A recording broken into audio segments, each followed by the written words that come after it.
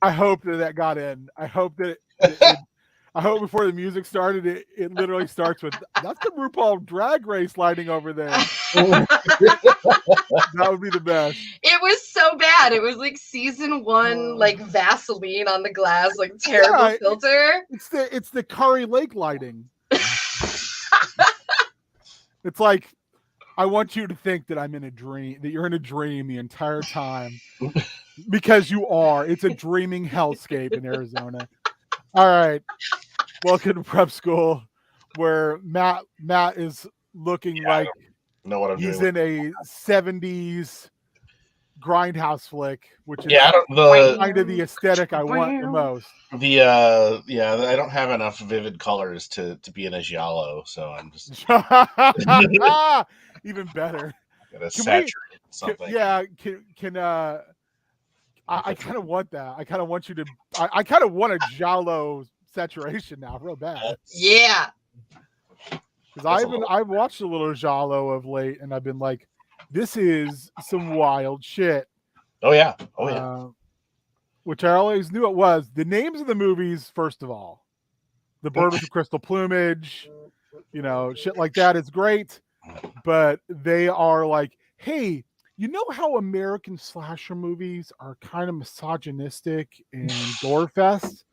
And I'm like, yes, giallo, I know this. They're like, welcome to Italy, motherfucker, where all that shit's turned up to 11. So yeah, it's I enjoy it, but it's definitely like you got to go in with the right mindset for giallo. It's definitely not for everybody. So welcome to prep school. Sorry we started off with some spoopy talk, but it had to happen. You were all aware of who I am, what I do. I'm your King Ginger. I do dumb stuff. So I'm joined today by not just my normal co-host, the magnificent, magnanimous, and mysterious Matt Lind, but we are also joined by one of my favorite humans in the entire universe. Aw. Tell them to be. You've been here before. I've been here before, but it's been a hot minute. There's good reason to be here. Here's the reality. When Shannon shows up on prep school, it's like, oh, what do we got to bitch about today? It's the annual airing of grievances. Yes. Welcome, babies, to the Fruity Pebbles Haunted Castle Adventure, a spooky castle with 100 rats. Yeah, it's so I kind of wanted to talk about this just because with everything that's going on with WotC and more importantly Hasbro, I'm feeling like I might be making some changes to what I'm gonna be running. All of a sudden, I'm like a terrible stereotype, and I wanted to talk to some other very, very amazing people. I wanted your opinions and chat's opinions on where we should be concentrating. Yo, Super Spike, where should we be concentrating our energy? So those that don't know, WotC is. There's been a document released that may or may not be the final version of the OGL 1.1, which basically shits on third-party content providers, not just the very rich ones, which I think a lot of people are focusing on, unfortunately, like the Critical Roles and the MCDMs and all of them, where WotC will be taking money from them, even though they're not involved in the production at all. But what it really hurts, in my opinion, why I want to get away from D&D, if this is exactly what the document is going to be, is everything you produced, WotC can now arbitrarily decide this can no longer be published under the OGL 1.1, as well as we can then publish it in perpetuity. It's ours now. Yes, you made it, and you made your little bit of money off at the beginning. It belongs to us now. So we can tell you, you have to stop making that, but it's ours, so we can make it if we want. Hey, Shaggy! So I have a real problem with that because the OGL was built as a method when WotC was bought by Hasbro for the community not to completely turn on D&D. Was built as the olive branch to keep the community get together, to recognize all of the great things that the D&D community, creative community puts together, how home brewing is not just a part of gaming, but it's an essential part of gaming. And your homebrew might be something that other players would be vastly interested in and adding to their game to make their game the best experience possible. And now that bigwigs at Hasbro and who have taken WotC have decided that D&D must be more monetized, this is where we're headed. Thoughts, comments, concerns, death threats. Matt, you're a Hasbro guy. What do you think of Hasbro's ruthless cash grab? I mean, this is corporate America at this point. It's not about, they're going to monetize everything they can. We're getting bullshit NFTs with Power Rangers toys and starting lineup figures, and somebody in there is into this Web3 content, blibbity blue, whatever. And I mean it's bullshit. I'm not into it, but I'm not a huge D&D guy, so I don't have a big horse in the race, I guess. So I don't like it. And it's shitty, but I'm still gonna buy Marvel Legends, I guess. I don't know, Transformers and shit. So I don't know. I mean, and I've seen this around. The important thing is not to go after the creative people. It's not a creative decision at all. It is a purely financial decision. As hard as they possibly could. I'm actually slightly surprised some of those folks in those positions didn't resign. Well, they may. Yeah. Because some of them, it sounds like your still... Jeremy Crawfords of the world, your oh man, all of a sudden I'm going to forget Chris Perkins of the world. Chris Perkins. There's still time to fight. I kind of expected those types of people to just be like, okay, well, I'm going to go do my own thing then. I've got enough cachet built up that I can go out and hopefully start something on my own. Well, this seems like one of those things where that they're going to either quietly ignore or backtrack on, because it's not going to go well for them in the long run. Oh. It's a short term. Any gains are going to be a short term thing for them, because it's not sustainable. It's going to drive people away from the product. If God isn't real, how can you explain all these gains? So I don't know if they made that T-shirt, if the McElroys made that T-shirt, but I would want it desperately. They better, if they haven't, start tweeting at Juice. Justin Juice McElroy, Charlie's daddy, Island Boy. Shannon, you have been playing games at least as long as I have, and probably the only reason a lot longer is because I'm older than you. And you've been involved in the gaming industry as well. Yeah. What are your thoughts on this? So you have a very different perspective, I think. It's interesting because I think I do bring probably a different perspective to this. For some context, interestingly enough, I was working in the tabletop gaming industry when Hasbro acquired Wizards of the Coast, when the entire TSR thing happened. I was at the Gamma trade show that year, which was shortly after that acquisition, it used to take place in Las Vegas, and then they moved it to Reno, and everybody's like, why? And as somebody that has to go to Reno for work all the time, I agree. Why? The vibe at Gamma that year was very unique. It was very different than it had been the year before. And understand, like, at the time, I was working as an illustrator and a writer for a very small tabletop gaming industry that at the time was sub-licensing games from Artel Sorian. So we were working with Mike Consmith on and off and doing some stuff with him. So we were doing the Teenagers from Outer Space role-playing game, the anime-based one. So we were the company. I was working with the company that put out the rehash, the reboot of TFOS, and then the supplementary material that started coming out after that. So I like to think I was pretty deep in the industry at that point, working a lot with indies. It was an interesting experience. It was great. I loved it. But the vibe that year was really interesting. And I want to emphasize nobody in the industry was mean to the people from Hasbro that were there.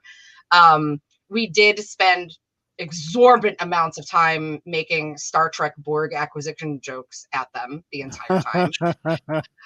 We may have been referring to them as the Hasborg for many years behind the scenes. I think this kind of sucks. I think this, and it sucks too because, like, Matt, funnily enough, I'm also a Hasbro person.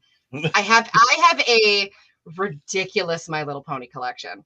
A ridiculous. I don't know that I've ever shown you guys my MLP collection. You've talked about it, but I really want you guys who have these to do like a little cribs like video that can get played on Tiny Ming.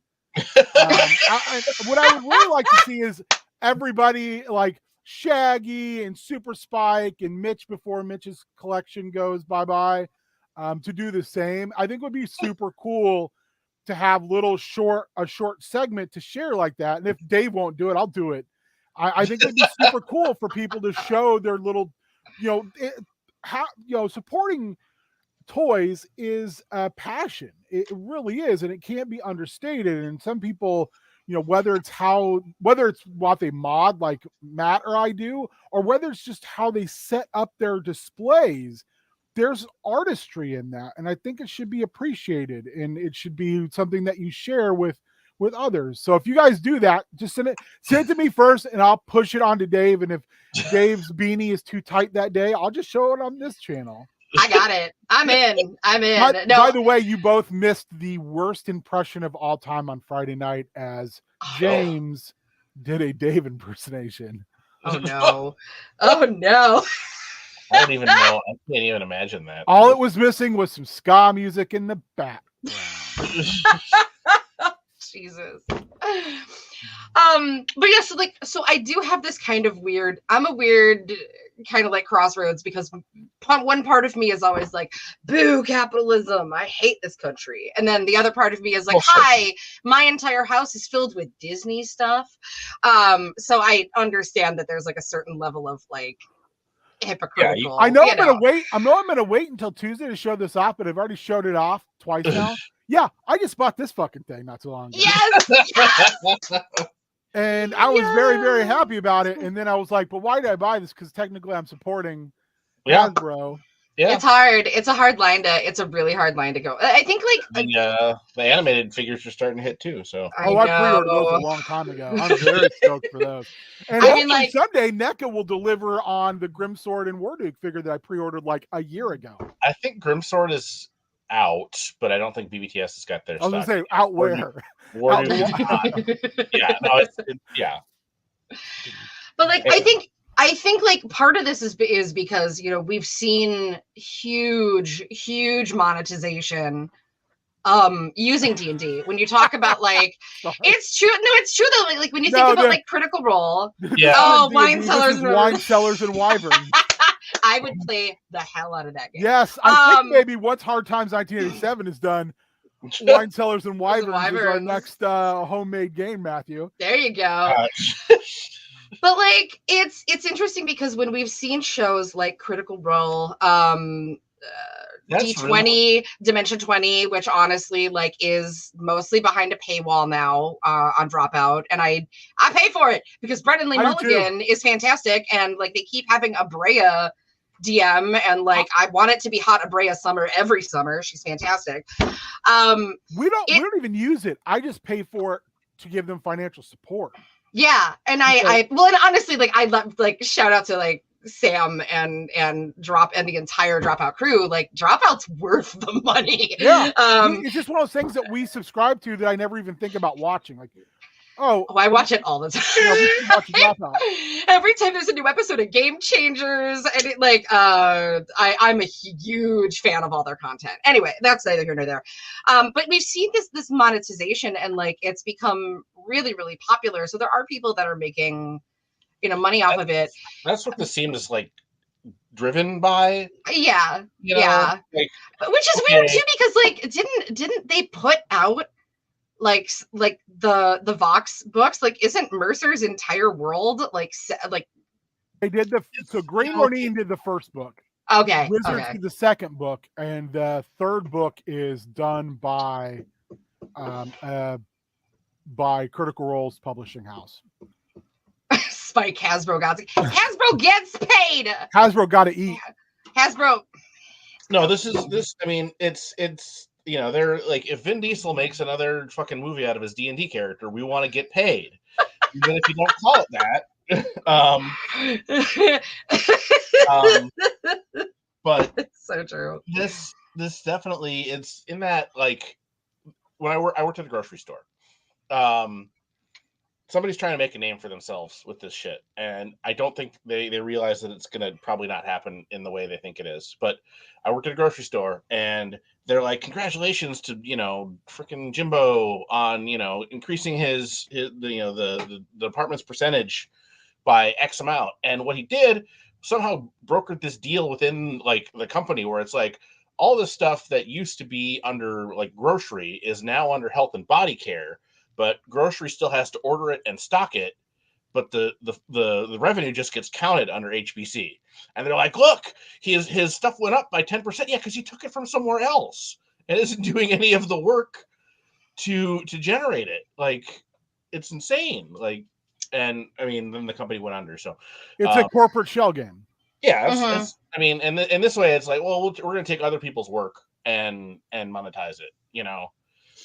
Do you think that they became a victim of their own success? That now that they have done so well, and WotC has literally milked Magic into absolute oblivion, that D&D was just next on the chopping block? I think that's part of it. Somebody saw dollar signs. Well, I know that they didn't do great, like as an overall company, but D&D did great last year. So I kind of, it's very frustrating because and the game for us doesn't, here's the thing. The game doesn't change. D&D doesn't have to be from WotC. I already got all the books. I mean, we have all the PDFs. I have a massive online collection of material. I don't need to ever spend another dime again. I think what upsets me, what makes me so frustrated is those third party folks, because that's where the vast amount of my money goes to for games, is I buy third party stuff. I support those folks because generally speaking, they're not handcuffed by WotC, so they do the most interesting things. They tell the stories that then affect the next iteration of D&D, because the folks who run D&D have their finger on that pulse, and they're like, "Oh shit, we should put this in the game officially." They're kind of like the equivalent of really good modders online who mod games. They just keep modding the game, and they make it better and better and better, and then it gets folded into the real game. I should say real game.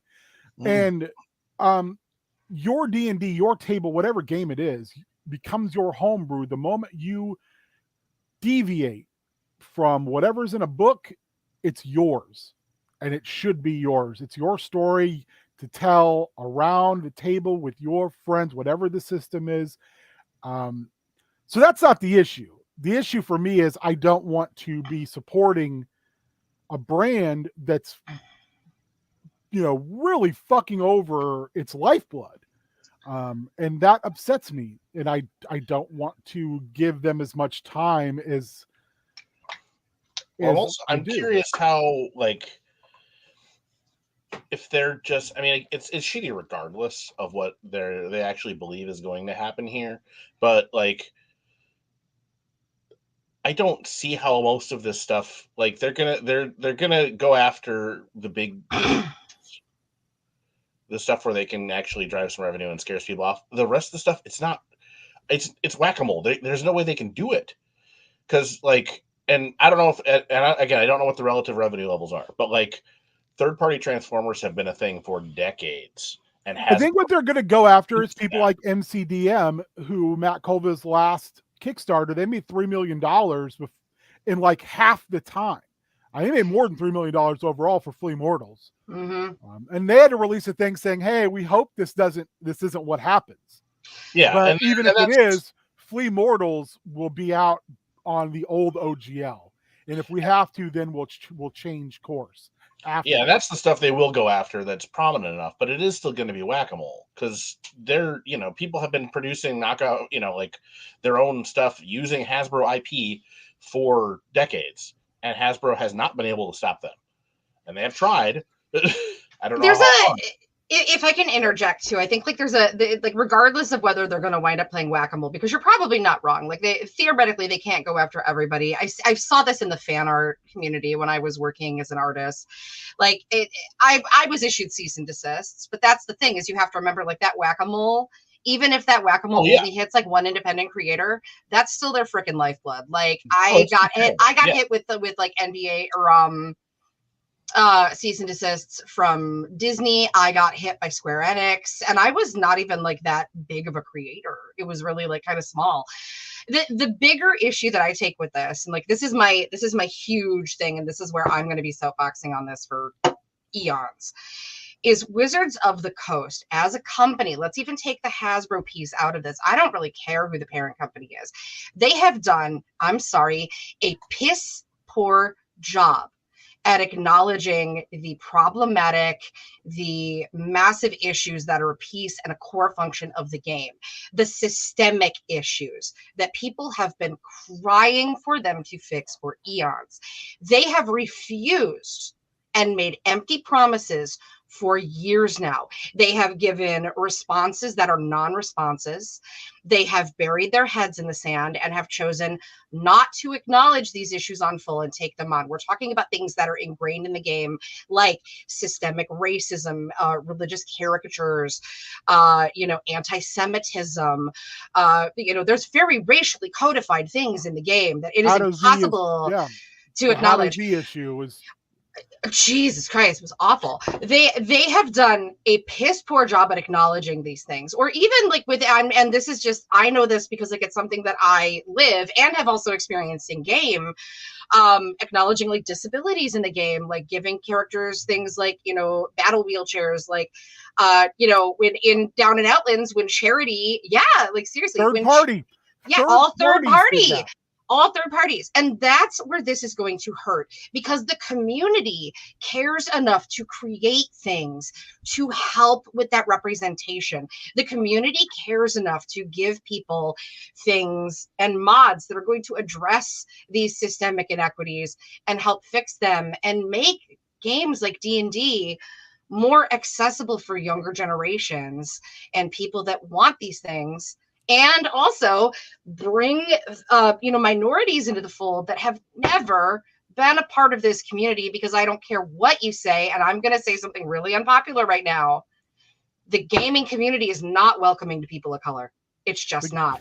The gaming community is not welcoming. It's not welcoming at all. It's as like a queer disabled person, I don't find it welcoming. Like, especially as somebody who's like, even though I'm non-binary, like if I'm presenting femme one day, boy, I have some stories about hanging out at the Games Workshop store. I can tell you. And even I've worked in gaming stores. I've run game rooms. I was an envoy for WizKids for Mage Knight and for HeroClix at the beginning for a couple of years. Oh God! And I am a cis white dude, but I have also played in D&D games in stores, and I have not been welcomed. It's a insular community overall. I would say up until like the last 4 years, it's been extremely insular, and now other people have found it though, and they're broadening it on a consistent basis. They're trying. I mean, that's the key.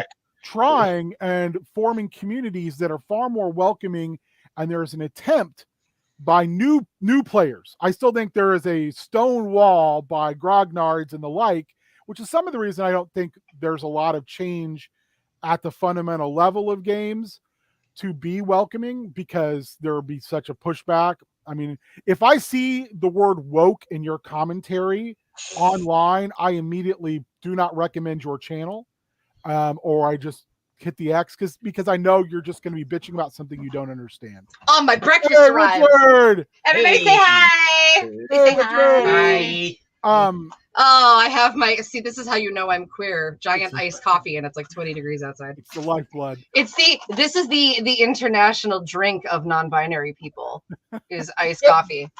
But I think it's getting better slowly but surely, but in spaces that are new and emerging.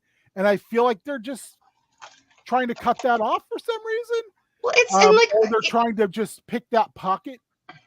Because and that's the part. It honestly, like I don't, and I guarantee you, because I like my day job. I used to refer to it as my muckle job, but like I don't even like using Harry Potter terms anymore because like fair.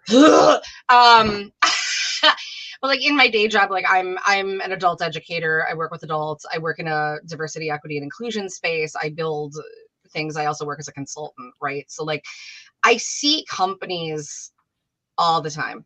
Like every organization I've ever worked for, every organization I support, you know, and this isn't a, I'm not like trying to say that they're not trying, but like they're not trying. Yeah, like if you're gonna be real about it, like not dressing. I'm gonna like oh, I don't even have it right here right now. It's way over there. I've been digging really hard into the work of Lily Zhang lately, and this is if you want to really like delve into like the corporate mentality of things, like Lily Zhang is an amazing DEI practitioner.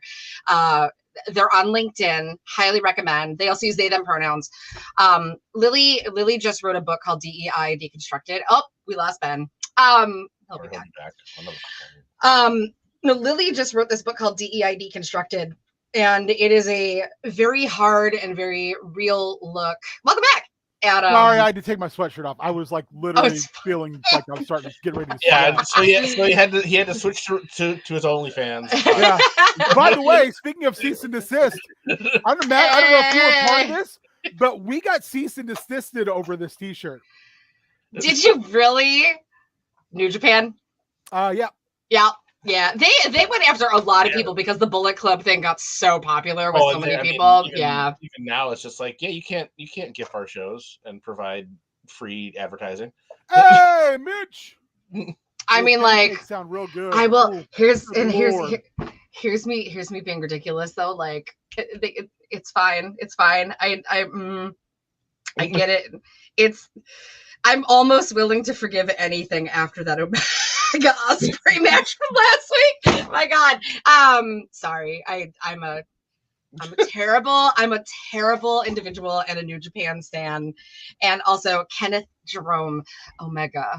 Sir, that Wrestle Kingdom entrance. Oh, how dare you? How dare you? I had straight panic for like 5 minutes. You son of a bitch. Are you guys just coming here to taunt us with fucking great food? Right? What the shit? Okay, wait. I do have a sandwich. I have a Dunkin' Donuts sandwich, which I think is sourdough. Oh, it's sourdough. Oh.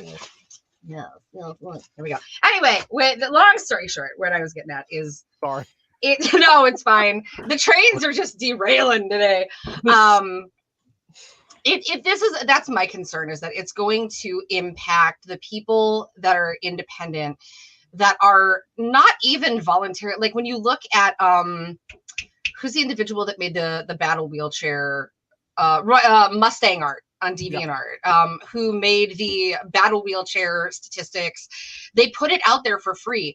And the only thing that they say is, if you want to donate money to me for this, like, here's my PayPal, here's my, my Venmo, whatever.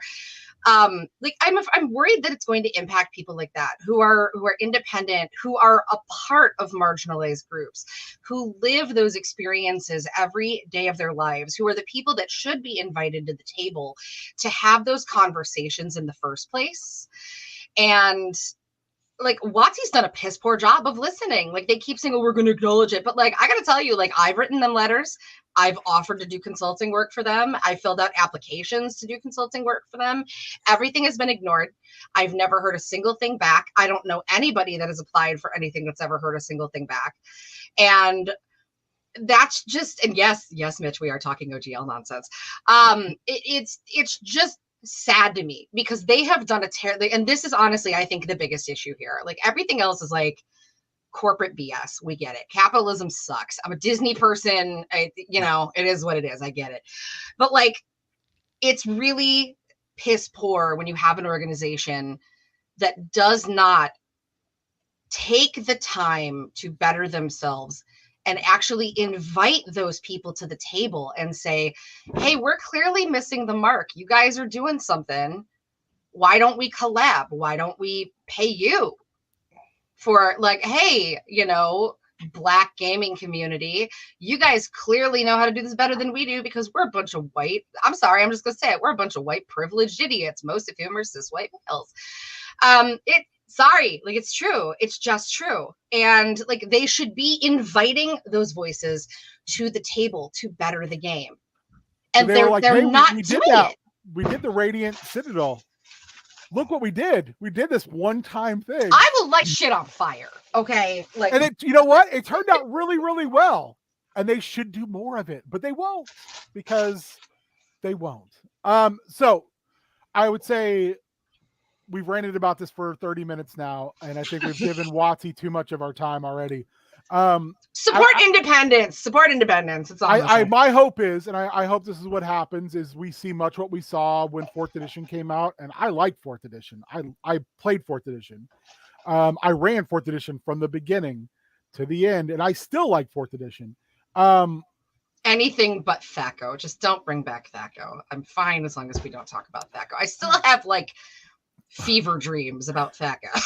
One thing 4th edition did really well was 4th edition allowed other folks to jump into the arena and make their games, because there was a desire for it. There was a hunger for new things because people were dissatisfied. And for Pathfinder, for MCDM, for Critical Role, all you guys, I hope you've got something in your back pocket. Because Hasbro's going to stick their hand in your front pocket. And I hope that if this OGL turns out to be true, I hope you are able to walk away and make something as cool as the stuff you've already made. I mean, I look at Keith Baker. Keith Baker still makes Eberron stuff. Yep. And now he does it for Two Together Games, who are the folks who do the McElroy's board games, Adventure Zone, which is great. So, but he doesn't own Eberron. WotC owns Eberron. Even though he created it. He basically, it's work for hire. It's just like all of the comic artists and writers out there not named Stan Lee. So anyway, one reason I also wanted to get together today with chat and with Shannon and with Matt, two of my favorite co-collaborators, co-conspirators. What are we going to do? What are we going to change in this next year? So, that being said, I would like to present to you, and it is a living document. I would like to see it change, evolve, and become interesting as we go along. Mm-hmm. Bum, bum, bum. Maybe. Hey. 2023 RPG wish list. This is what I want to do in 2023. It's really small, apparently. Ooh. Oh, I like this though. So, just kind of run through Down Outland. I think is going to change a little bit. I know we're still kind of in discussions with everybody involved, but for me, I would like to move this to seasons or arcs. I know Shannon and I have had a discussion. We're kind of going through similar things. I got a little bit of DM burnout right now. Go with the the BBC model for everything except for Doctor Who. You know, here's 13 episodes or whatever and a holiday special, and then we're fucking off for the rest of the year. I kind of want to do. I kind of love that. Yeah, I kind of want to do seasons, and arcs, but continue the story as we go. The Account of the Null King, which is the Akko miniseries. Ryan came to me and was like, "Hey, I want to do something with Akko." It's not that I don't enjoy the little brief interludes as we go along in D&O, but I kind of have some things, that I think would change. And one thing I try to do is be a good collaborator with the folks that I play and run with. And this morning I was just like, okay, we're just going to call this the Account of the Null King. And it would be a D&D miniseries. Most of the players, my understanding is, will probably be from down in Outlands. We might have some others, which I would love for whoever wants to play. This Chaos Scar, we had one down month, and now I have people already asking me if they can play in March. Nice. So that's gone really well. It's going to stay the same as it is, because 5e seems to be pretty easy for new players to pick up and jump in. And let's be honest, it's a beer and pretzels game once a month. People come in, they get an adventure, they leave. There's a little bit of carryover and crossover, but D&O, I have like a 75-page document, and I would say like half of it are NPCs. It's hard sometimes for me, even if my brain worked all the way, to remember everything. This, they don't fuck around with the NPCs at all. They're like, let's just go do this thing and leave. Matt and I worked really hard on this with chat and associated other people. I feel like as soon as we can get someone to do some editing, and put it in an acceptable format that's easy to follow and read, that we're ready to roll on this. And I would like to run. I will try and take a pass at it. And I've got some friends too that I could throw it in front of who understand where we'd be coming from with it and who I would like to get to play it. I would be happy to run this. I don't mind running Apocalypse World style games, and that's what it is. How much do you know about this, Shannon? Very little, honestly. Do you want to elevator pitch it, Kim? Elevator pitch. It is based on a Kyle Starks, loosely based on a Kyle Starks strip where he he said, hey, the Hard Times promo, that was real. As far as Dusty was a prophet saying that the robots are coming for your jobs because the robots are coming for us all. And then they did come. Yes. And they came after the wrestlers first. And Dusty was basically, it was like the Matrix kind of, except for in the 80s. Well, they bombed the Omni. Yes. So all that's left is like this ragtag band of NWA wrestlers fighting Terminators, essentially. And it's just like the last ride of them. So you've got it's a great I love this. This is so cool. Like Thunderfoot 2 is out there to get revenge for Thunderfoot 1. They thought that they had a new savior with Magnum TA, but the robots got him. Flair is out there fighting, for the memories of the rest of the Horsemen, because he went and took out one of their main things by putting the figure 4 on like a giant cable, but it fucked his leg up. Anyway, so we went from there, and it's basically post-apocalyptic territorial era wrestling. So we went way further with it. We went buck wild with it. We were like, this is the starting point, and here's where it goes from there. Yeah. I love this. Yeah, it's really bizarre, and we kind of took everything we liked about that and threw in like every other 70s style trope that we both enjoy.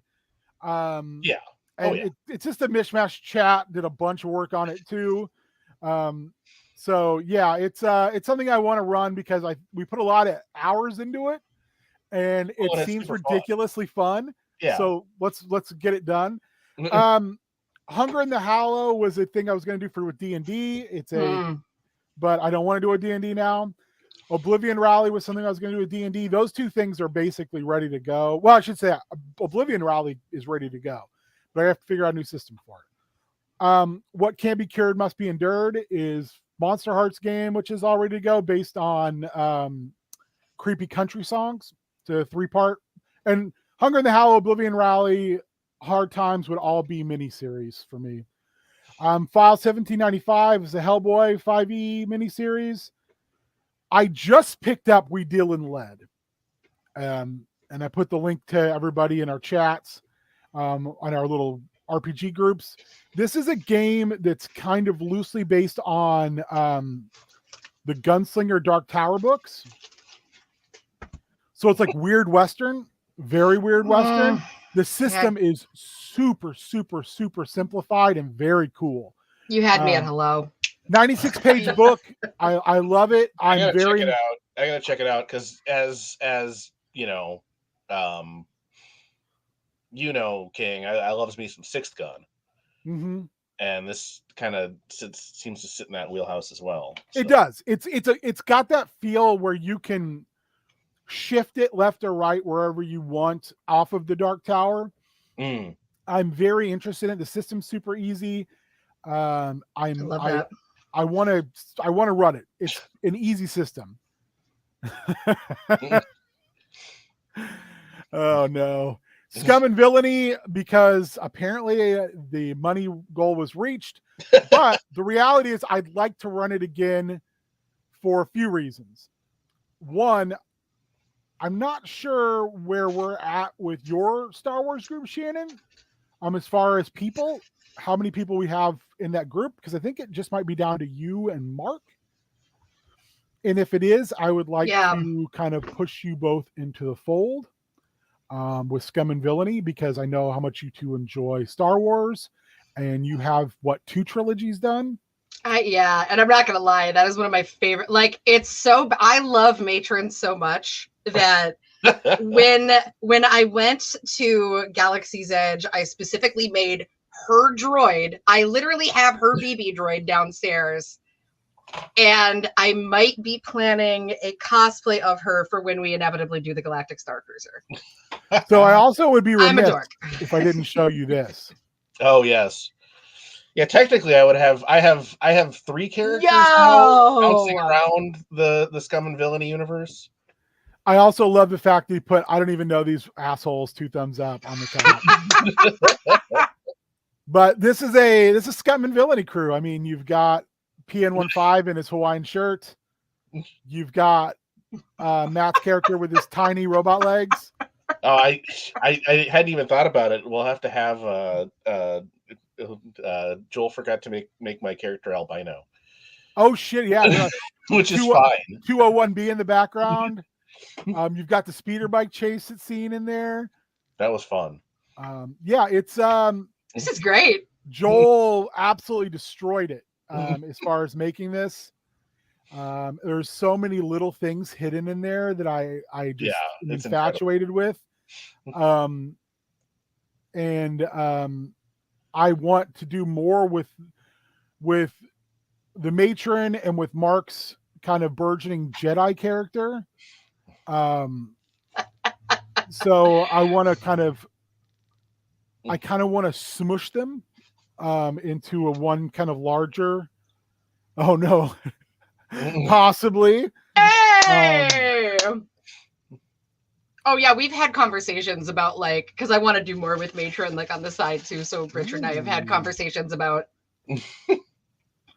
I really enjoy the Powered by the Apocalypse Star Wars. I really like what we've been doing with it. To the point I've even thought about doing some High Republic, maybe a High Republic game at some point. Maybe during the time right when Revan and Malik reveal themselves. And Mitch, we need to talk then, because I think that would be fucking awesome. Kids on Bikes is I just said it, Kids on Bikes is top tier. Also the Kids on Brooms variant. Yeah. Also something that we have in our giant file folder we all share amongst each other. Mm-hmm. And then I want to go back to our supervillains at some point, as I'm not done telling stories with our terrible supervillains in either group of them. Things I want to play in. We've talked about this a couple times. Yeah, we have. So I don't care what system it's under, but I feel like there's an awesome story to tell there, and I can't wait for Shannon to tell it. G.I. Joe and Spirit of 77. Matt is going to at some point do these. Yes, Spirit of 77 probably sooner than G.I. Joe because the Apocalypse games are just easier to run. Yes, they're so easy to run. And that's one reason I like that we deal in lead, because it is also very, very, very simple. It's like a 4-stat game, but it's got enough of its bones in like D&D that you understand it. And it does enough with that it's just like, okay, this is super easy. And it probably combat will be a lot faster because, man, your armor does not make a difference when you get shot. Things to make. I feel like I said down. I feel like Hard Times 87 is in a good place. It's pretty close to done, or at least, as close to done as it could be without some playtesting. Also, I want to put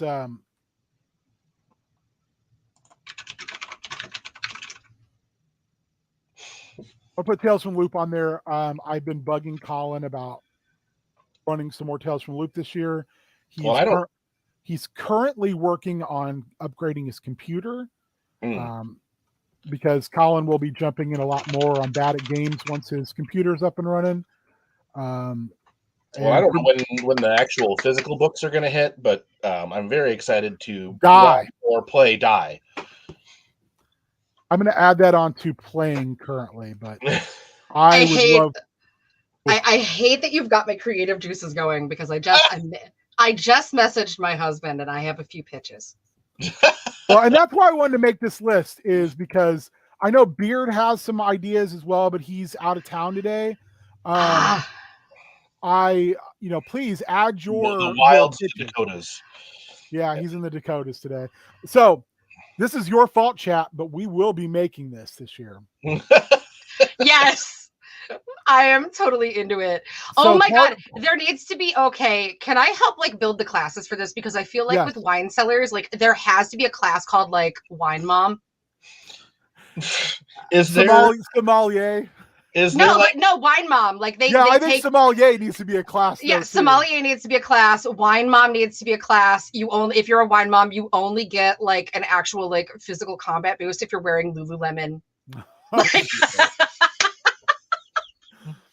Oh God. Okay, and also is there one weekend a month you can lock down and jump on prep school, Shannon? Okay. Yeah, absolutely. Let's make it happen. Perfect. Yeah, we can schedule that and make it easy for everybody to remember. Wine Cellars and Wyverns, I feel like needs to be a modern fantasy take, but where the fantasy is far more involved in the modern world. Urban fantasy is my favorite genre. You know this, right? It is literally my favorite genre. More like classism. Yeah. Like that shitty Will Smith movie on Netflix or whatever, Bright. Yeah, a little bit it would be good. Yeah, we could do that. Wine Mom, how to sneak your liquor anywhere. Also, someone had said the kids on brooms, by the way, for those of you that have Dropout, they had a Brea DM a series on Dropout through Dimension 20 where they used kids on brooms. It was it was HP adjacent without being HP, and you get to see Brendan Lee Mulligan actually play for a change. Yes, it was very good. So good. Oh my God. Here's another one I want to do this year. And I'll explain why really, really quickly. I'm currently listening to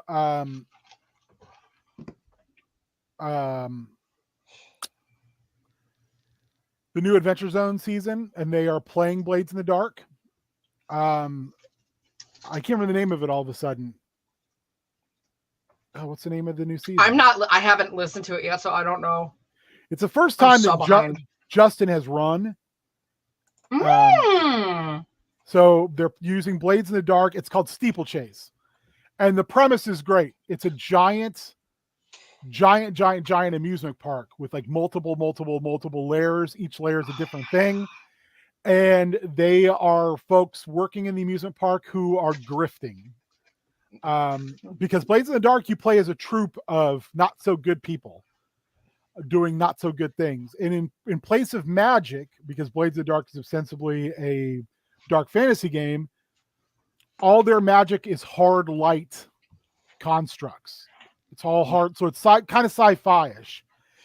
They even have someone who's doing like the opening of every episode, who's like doing kind of like a faux live stream.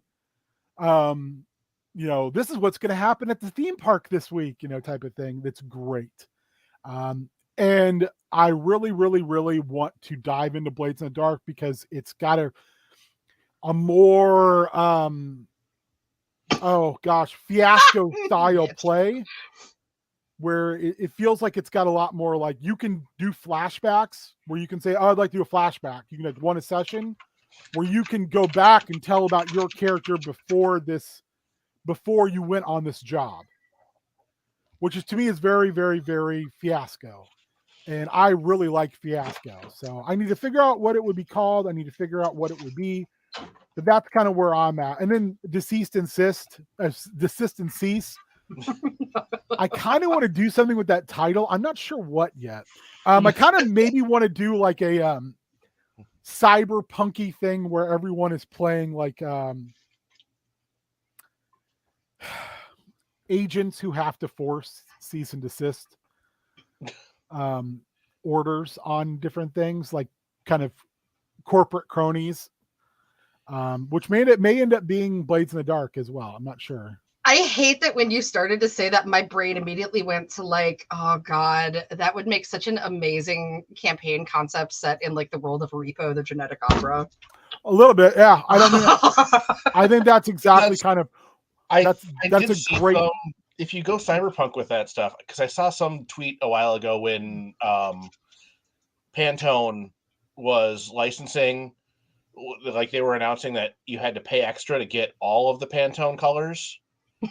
And it was, yes! it was a tweet, and it was like, I made an extra, $15 on my freaking Deliveroo stuff this month, so I could afford to buy the full pack for my AR interface, and now I can see when the lights are yellow instead of just green and red because they come with the basic pack.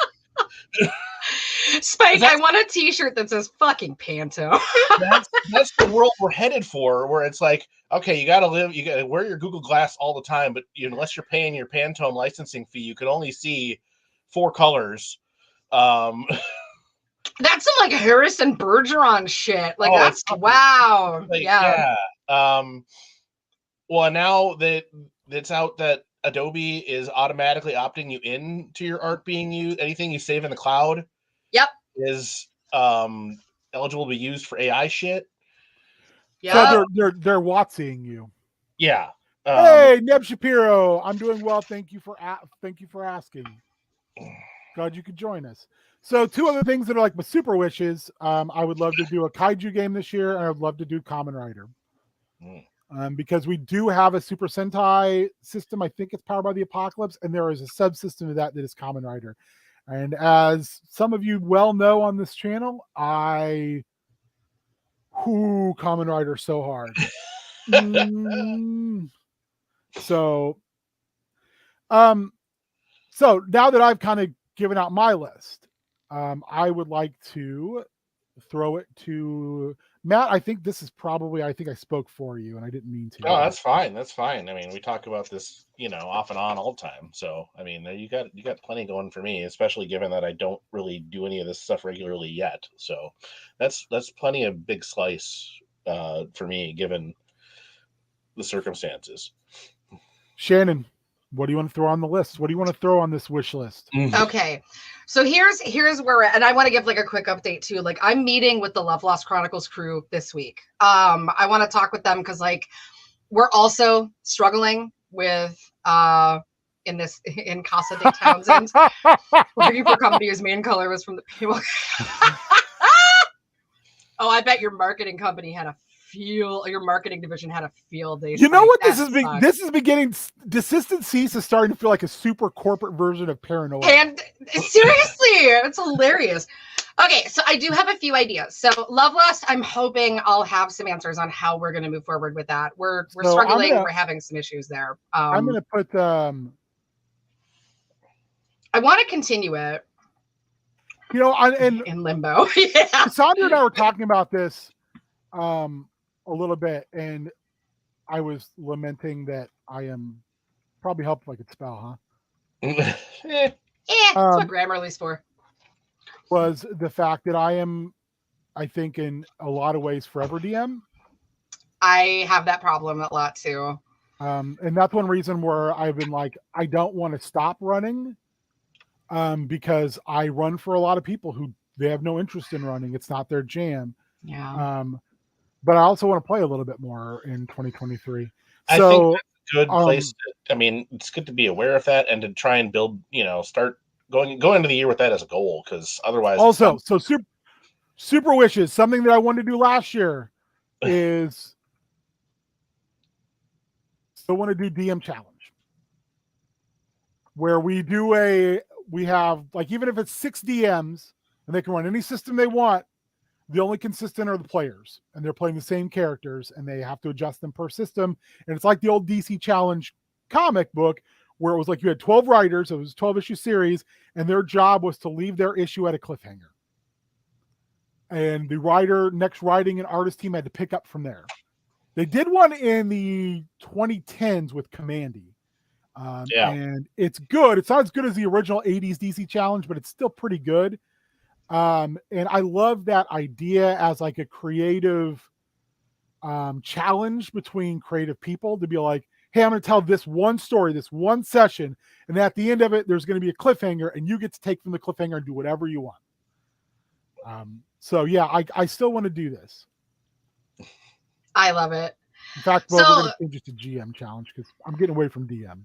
So under to make. Okay.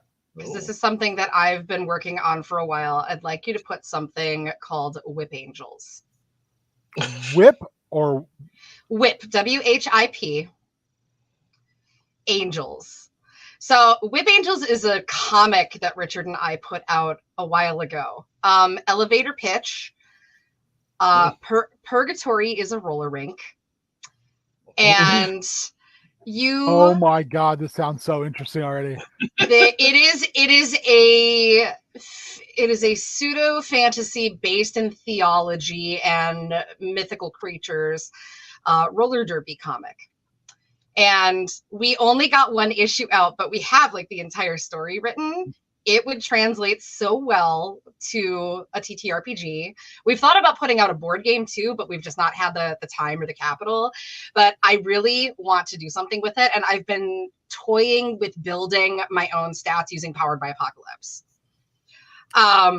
That might be one of the easiest tools to use. Yeah, and that's why I was thinking. But it is literally like the concept is some people don't do enough good in their life to make it to paradise. Some people don't do enough bad to make it to the other space. So in order to determine where they have to go, they have to combat other roller derby teams. But here's the thing.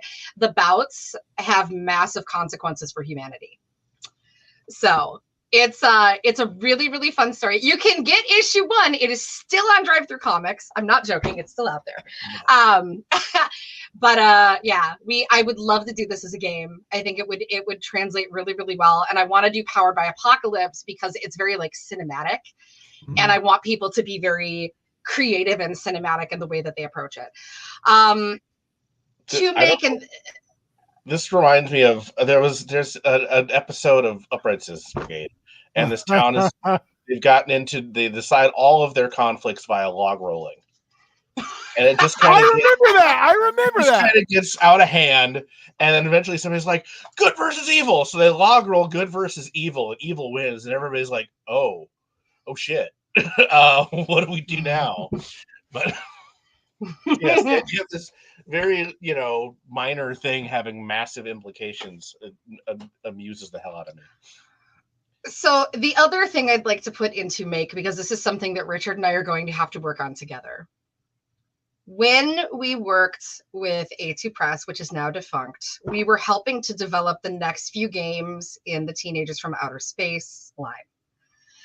They managed to put out the core book. They put out Majestic High School, which was like a high school setting. We also had a mall that was being built. But then one of the things that Richard came up with, I'm going to give him full credit on this, but I had helped him with like some of the development, is something called Teenagers from Outer Space Galactic Wrestling Federation. Oh, that's a great point. Okay, that's something that I would like to see us go back to this year as well. I'm going to put on the list. I'm going to put it in limbo, and that is Full House Wrestling. So back in the day, for those who don't know, we used to have a group that would play Worldwide Wrestling, which is powered by the Apocalypse. It's a wrestling game. It's very, very aware of its own kayfabe. And the only reason we stopped playing it is because one of the players started acting like a complete dickhead. So, but there's nobody's running it. It's a collaborative running of the games. The actual matches, you're giving and taking back and forth. We used some of the bones of Worldwide Wrestling to do Hard Times. Yes. It's a magical game because of this kind of shared storytelling. When you're not in a match, you can be doing things like being commentators. You have this shared momentum pool you're all using. It's about like having the best show. But when Doug was involved in it, and Doug would been dying to go back to this, Doug made entrance videos for everybody. Doug did all this wild ass shit, and we had microphones out. We would cut promos on one another. We were sitting in the same room. We're just so stupid. We had belts. Doug and I wore masks all the time. I would like to go back to Full House Wrestling. And I would like to make it very much like Chaos Scar, where it is a monthly style game where it's like, hey, we have a 6-match card this month, so we have room for 12 players. Who wants in? This is the day it's going to be. If you can make it, you're welcome to jump in. You don't have to play the same character all the time, because maybe your character's off TV, or maybe you just want to be a jobber, but get together with the other people that are playing and let's figure out what our feuds are going to be for the show, and things can carry on. And I would like to see that take on the same type of life. I actually submitted playbooks for this game to Nathan Polenta, and he used some of them in one of the expansions for it. And Nathan is an absolutely awesome creator, and this is one of my favorite uses of the Powered by the Apocalypse engines. And I would like to see all of us as people who run games and play games give it more attention. I like that. So yeah, I'd also love to I'd love for Richard and I to kind of work on bringing back the TFOS Galactic Wrestling Federation, because it was we got to the point where we were play testing it in person at Anime Central, because we were working the game room overnight, and we play tested it with live people who made a character in like 5 minutes. And we let them choose their own entrance music, and they would do their own entrances and stuff. And we like roped off the game room, and they had to get into a ring and roll giant dice. Oh, that's awesome. To determine what happened. It was really fun. So I'd love to bring it back. I think it's hokey. It's comedy based. It's meant to be very fun. People can get really creative with it. So, yeah. So we'll put that in like the creating space. Like we'll work on that and try to make, because that would be fun. And also, like, I love any opportunity I get to like work with my spouse on actually creating stuff, because we don't get to do it as much these days like we used to. Like when we were working in comics, it was like every week, and I'm sure he wanted to murder me on a regular. Those are the best types of creator relationships. I'd also like to do a Kids on Brooms, like even if it's like a trilogy. But I specifically want to work with all queer players. Like I want it to be an anti-Joe Rowling. no TERFs allowed. I love it. Where do you want me to put it? Put it in Super Wishes. Kids on Brooms? Mm-hmm. I literally want it to be like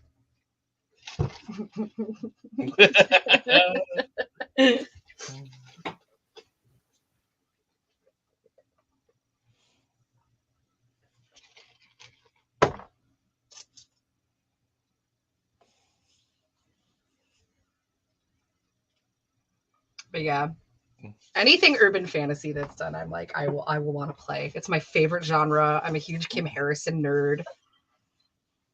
Which, by the way, if you like urban fantasy, read the Kim Harrison, Rachel Morgan books. They are the best. I think that's kind of where Hellboy is for me. I know we are Hellboy's neat because it is supposed to be played as miniseries. You get your BPRD agents together, you get a mission, and you go do the mission. Love it.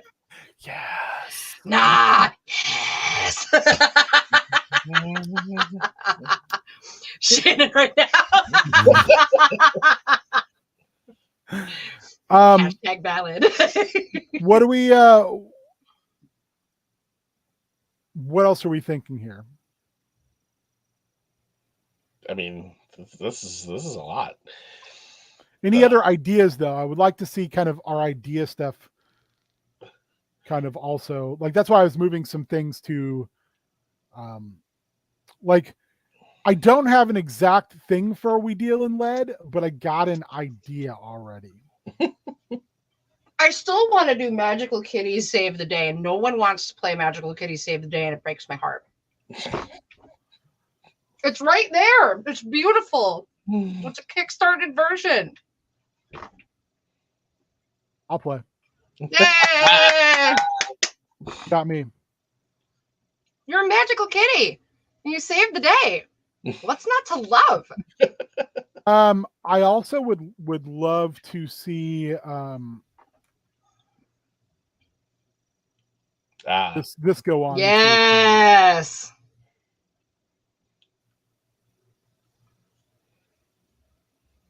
Yes. Ooh.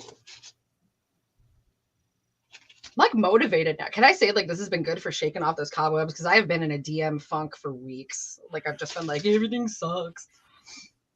I'm not coming up with ideas. Joanne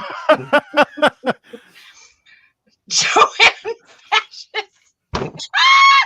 Like, I kind of want to use that energy, Mitch, for desist and cease. Like that now, like in our shitty corporate future, that Joanne Fabrics is called Joanne Fascist. Oh my god, dude! I'm never gonna be able to go by yarn again. I hate you.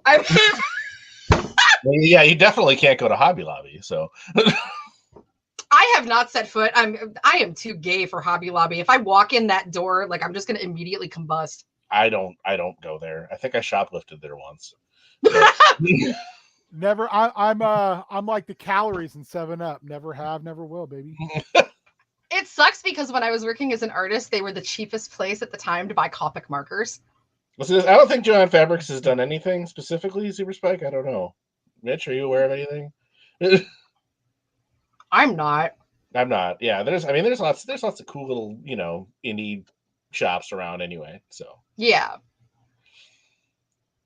And I don't think SR Harris is problematic, but other than their prices.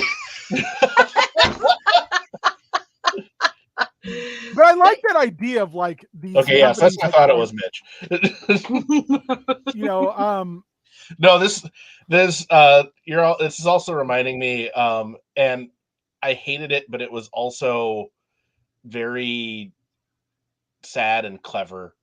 I was reading. It was one of the more recent Neil Stephenson books, and it takes place. It like kind of jumps around the future, and there's a segment in it that's in the like 30 years from now, and all of the cities are like, it's basically just that furthering of the urban rural divide. So all the cities are basically like, oh, we've got, robots and electric cars and virtual reality and all this stuff. And then all of the countrysides are basically just lawless wastelands run by like warlords. And a lot of them are what are called Leviticans. And they're like, so they built these giant like propane fueled crosses and have justified it retroactively within their faith, and they're like, oh yeah, all that stuff in the Bible about, you know, killing you know, them with the stones or whatever, those were actually bullets. They just couldn't give away the plot because it was too far in the past, but those were bullets. So bullets are totally justified by our faith and are integral part of it. So it's this weird, like, further, you know, rationalization of here's all the shit we already want to do, but now it's ordained by the Bible. I like that name. I don't know if I'm gonna use it for that, but ooh, Shaggy, that goes in creative space for sure. That is that's got some heat behind it. Cease and desist. That goes on there. That goes on the list.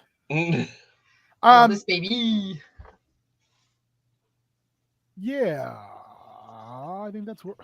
This is good stuff. This is good stuff. And it's probably just because I've been steeping in it for months now. But I've been reading all of the Donald Westlake books, and it's all just, you know, I don't know whether you'd want to go more like I couldn't capture his ability, but between the Parker series and the Dortmunder books, where it's like, all right, we're professional thieves, we steal shit, and then here's what goes wrong when we try and do that.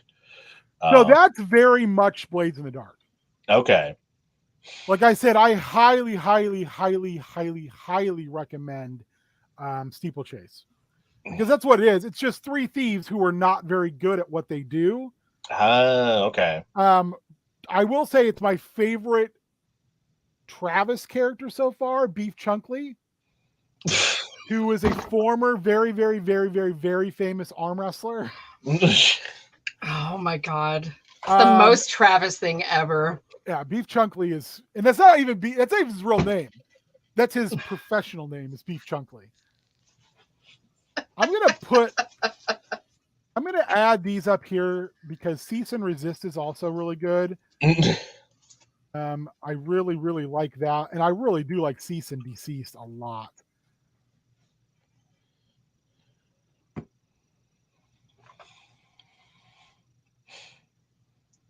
I also have a super wish. Ooh, super wish! Super wish, and you're going to laugh at me. You're gonna laugh at me, and I don't care. Y'all can laugh at me. I said early in this podcast, I'm a My Little Pony fan. We're talking about Friendship is Magic? Yes. There's a Friendship is Magic tabletop RPG, and it is beautifully put together. Yes, it is. It's very, very nice. And I will say, like, even if you don't like My Little Pony, Equestria is an awesome setting. Like, there's so much lore. It's really cool. I'm so pissed that they weren't able to get it off the ground before they lost the license or the drive to do it or whatever. But IDW was going to do like a massive, like, basically like Crisis, but with all of their Hasbro properties. And there's a bit in there that Tom Skilly, who did the G.I. Joe Transformers thing, shared. And Megatron gets stranded on Equestria and basically just gets super into it and is like, he loves it there. Doesn't want to leave. Oh my God, what? Yeah, I'll try and find I have to grab something because you're gonna laugh.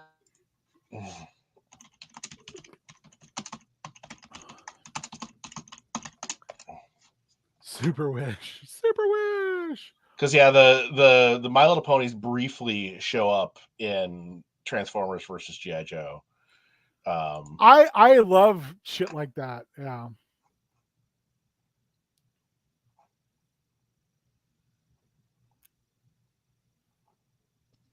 You're gonna learn some stuff about me today. When I tell you I am a My Little Pony fan. Oh gosh, I can't.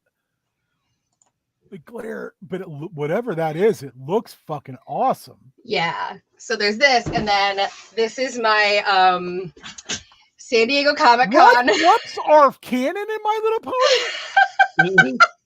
For real? I love Flumps. Yep. My San Diego Comic Con limited edition derpy hooves that I refuse to take out of the box. Whoa. So if Flumps are canon in My Little Pony, that means My Little Pony has a spot in the Omniverse of Dungeons and Dragons. Yes. Oh shit. All right, I'll put this in the private chat. Twitter. Oh, Well, I don't have. I'm not logged into YouTube or Twitch right now. So.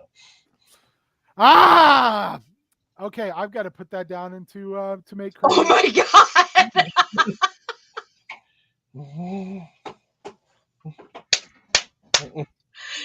That's the best. It's the absolute best. Oh my god, you just made my whole day. Oh my god. Yes, there is. Yeah, Beast Wars Neo, Super Spike. There's some great shit there. There's a giraffe. There's a rabbit. Yeah. I never did get a lot of those Neo figures, which I regret. There's a Tanuki. Complete with oh my god. Oh, I think I just like had a moment. Oh, there's all sorts of like random stuff that's like very D&D adjacent. That was a huge part of Friendship is Magic too. Like they technically are canon to one another. Like that's what's kind of hilarious. Like if you think about it, the elements of harmony are basically like strength, dexterity, con, intelligence, wisdom, charisma. Like it's basically the same thing. I am all about this becoming a thing. Okay. Anything else we want to kind of throw into our, because it is a wish list. I mean, I can honestly say, Richard, you're out there. these are a done deal for me. Like these are going to happen regardless. Mm-hmm. There are things that we give your group a name, Shannon, with you and, like I said, you and Mark and probably maybe the Star Wars. Yeah, I don't know that we ever did. I don't know that we ever gave them like a solid name for Matron's group. What's the name of your ship? I can't remember. I'd have to go look it up. I haven't looked at it in eons. Yeah, those Beast Wars Neo prices have jumped. Oof. There's a Beast Machines Battle Unicorn. Yo. He was super. I wonder if there's a good Transformers game out there. I don't know that there is, but you could probably. The trick is with any Transformers thing is, actually making the transforming mean anything. Because, like, a lot of the video games, it's like, yeah, you can transform. It won't matter. But.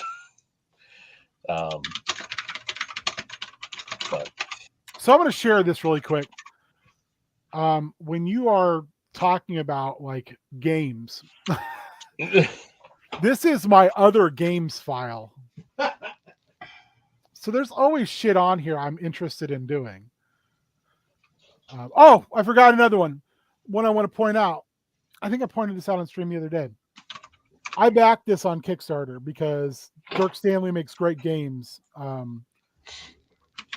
This is his new game, and it is like an 8-bit RPG, like fantasy RPG.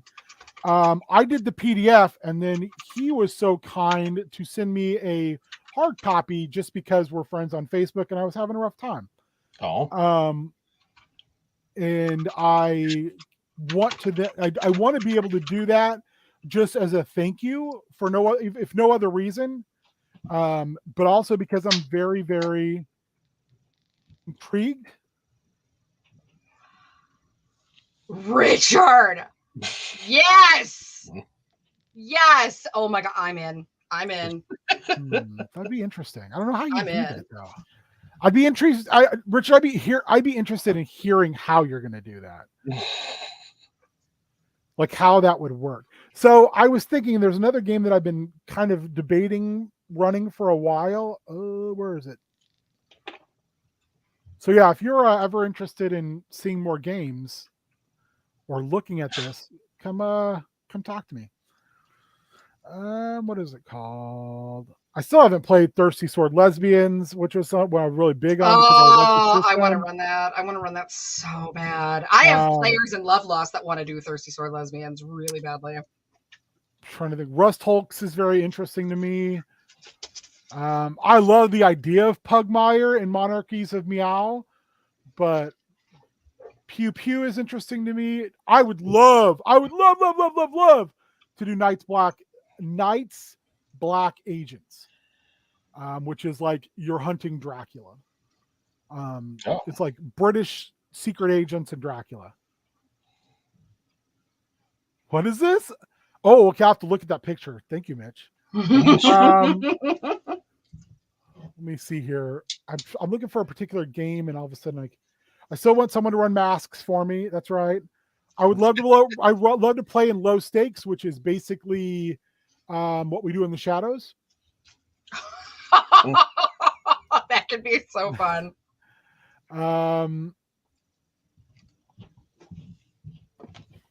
Gaslight is a game I'm trying to convince other people to play with me. It's you mod Hot Wheels, and it's like a Mad Max driving game, but it's a miniatures game. Yep, I'm familiar with that. Yeah, I think we talked about it on Tiny Ming with Chris.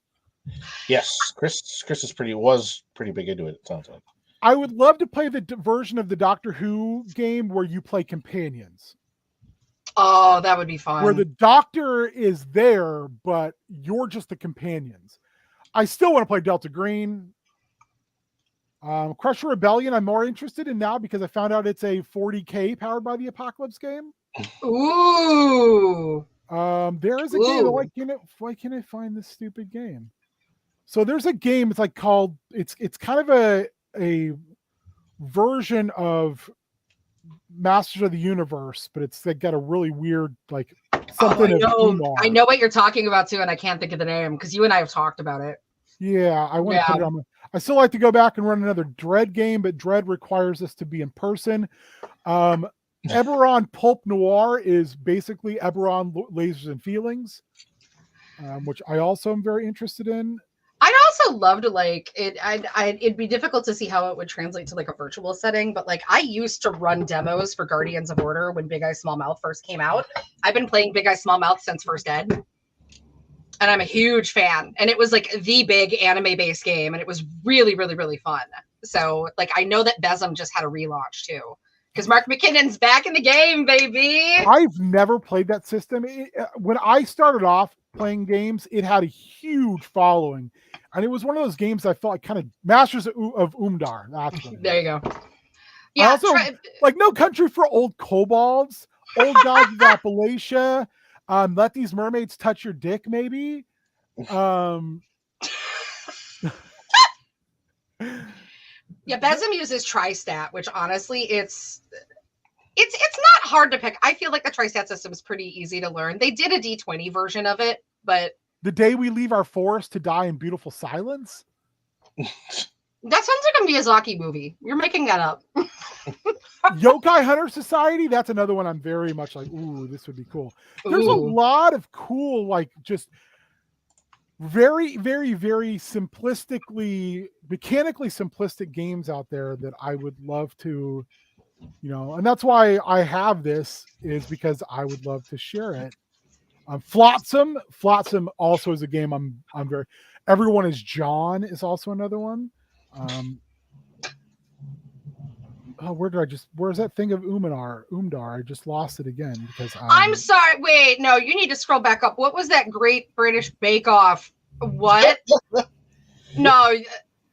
I think there's a Very Merry, the Great Witches Bake Off. Yeah, for sure.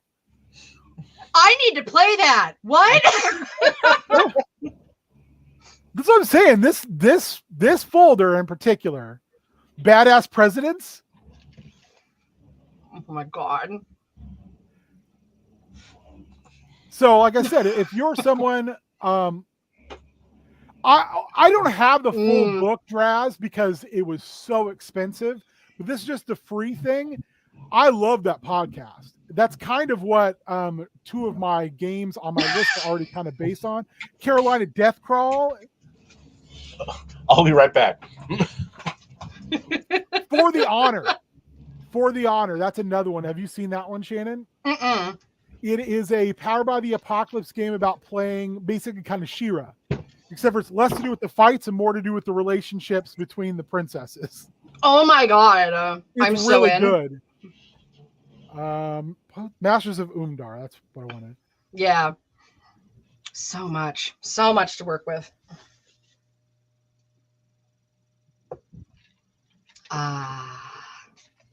But yeah, there is there's a huge folder, and that's not even my D&D folder, which is fucking ridiculous.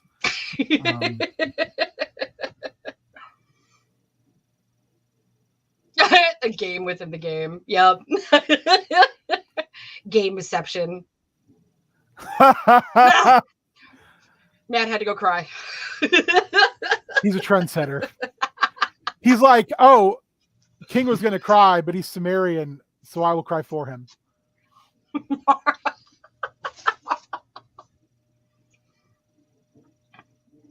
Did the McElroys? Yes, I have Dadlands. I have Dadlands. Dadlands is in there. Which apparently they're going back to Dadlands at a live show with Brendan Lee Mulligan again. Oh, Dadlands is one of my favorite. That's one of my favorite episodes ever of their live Adventure Zone stuff. Mm-hmm. And I can't recommend it enough. It's hilarious. You just it's made one Richard's of day. the single funniest goddamn things I've seen in a long time. I love, like I said, I'm not the biggest Travis guy, but I goddamn love Griffin and Justin's characters in that. This is from Mitch, and I felt like it needed to be shared. This is the My Little Pony Unicorn Transformer. Apparently it's a concept. Shut up and take my money. Who can 3D print me this? This is really cool. No, you don't understand. I need this in every fiber of my being. This is so cool. This is super neat. Good find, Mitch. Seriously. Oh, that's slick find. That's so cool. That's legitimately cool as hell. If crying is trending, I should be an influencer. Same. I only make the Conan joke because I want to. It's not that I don't cry, so I don't want anybody to think that. But generally only when I'm super sad. Or sometimes I just cry without reason, and that's also very disturbing. But that could also just be my depression. It's more normal. Or my anxiety. I don't know. They both kind of play. They do this thing where they like to skip through the fields together, hand in hand. So, Matt, Shannon, we've kind of done ours. Chat, it's your turn.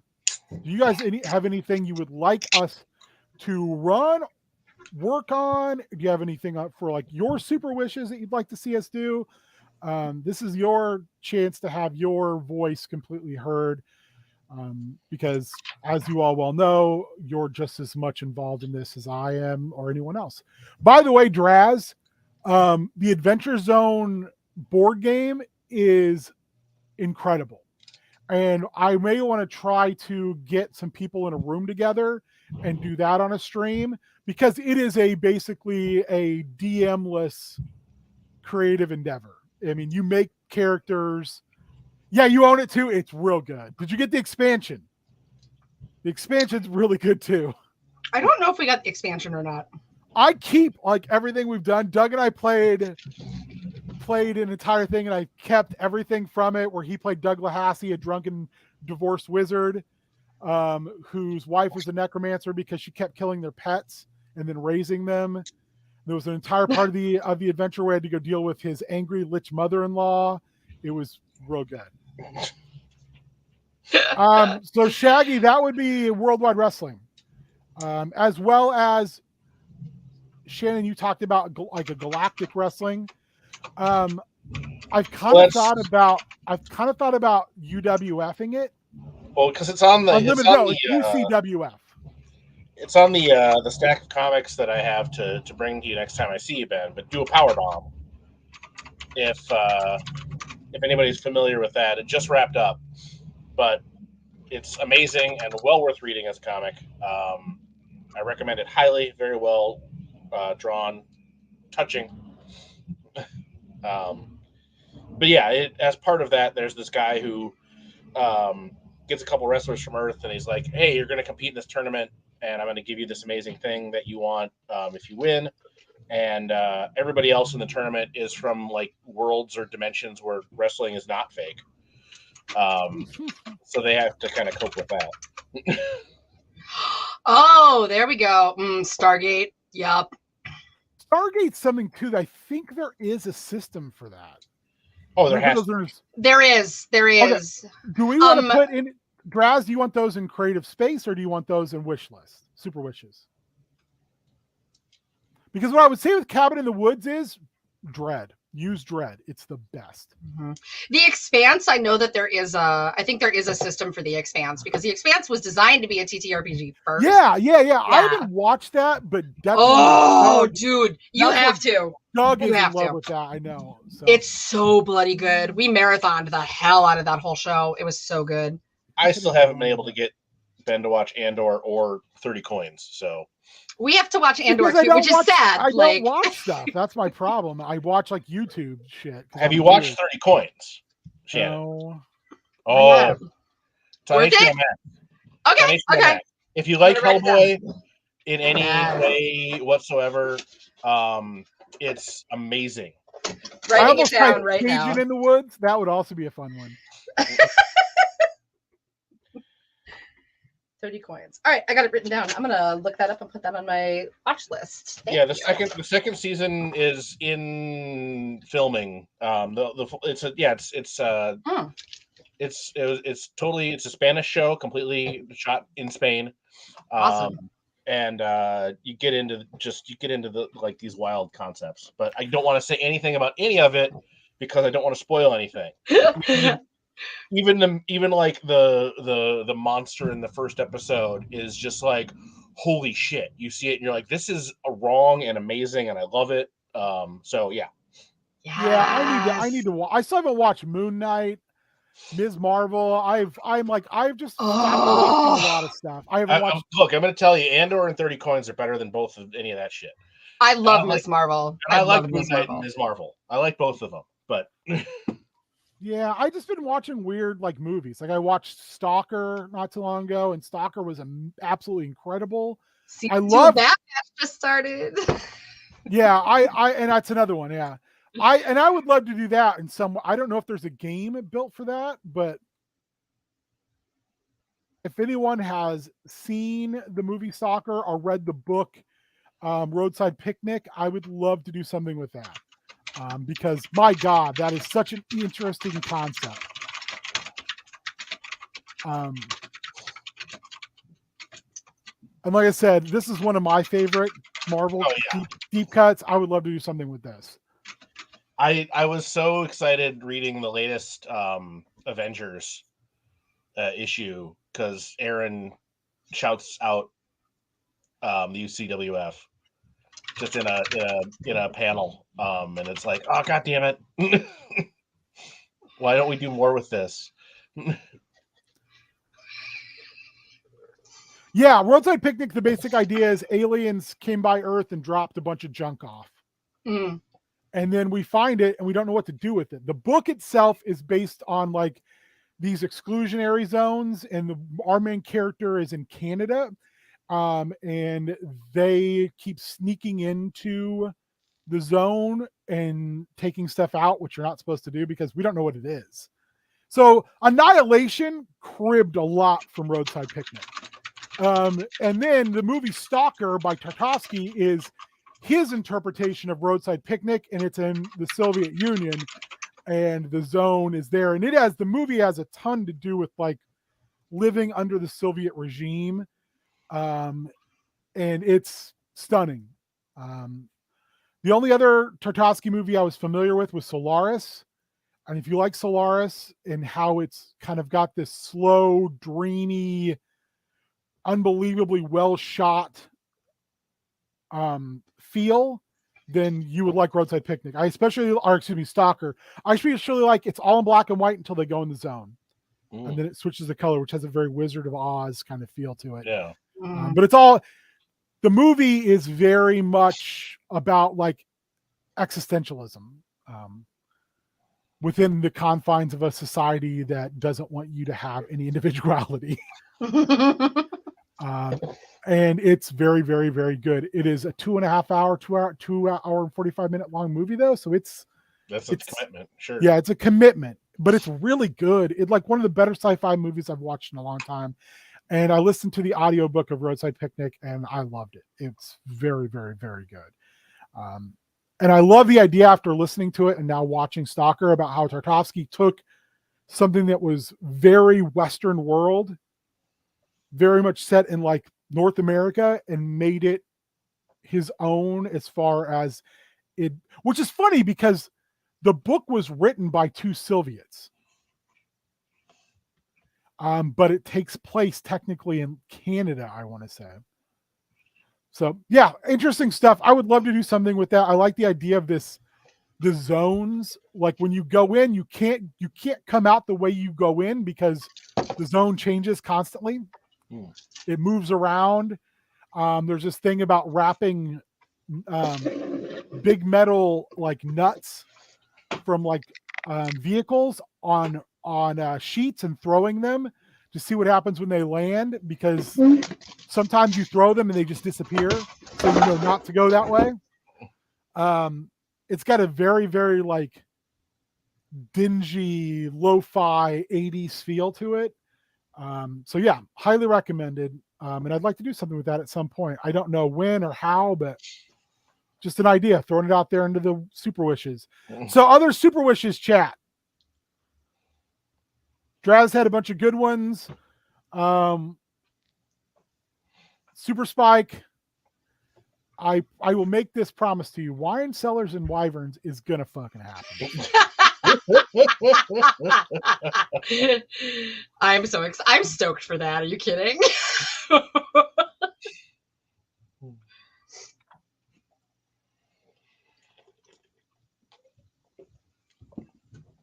That's happening. That was the first big one that got thrown out. I think we all gravitated to it. It's a really, the title makes it sound really great alone. So I think we go with that. Otherwise, does anyone have anything else? Any other ideas or anything else they would like to see us work towards? Even just goals for 2023. I mean, what are kind of the goals you want to do as far as who we are in the digital space? Nice. Because I'm going to put that at the, you know what? I'm going to move that to the top. Goals are good. Goals are good.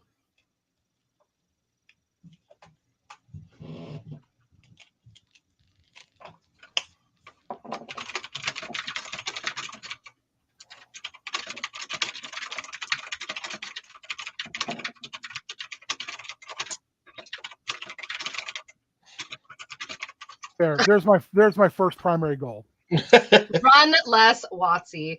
I think a good goal is to, I like your idea of running things in seasons and giving ourselves breaks, because like DM burnout is such a thing. And player, burnout. And player burnout, yeah.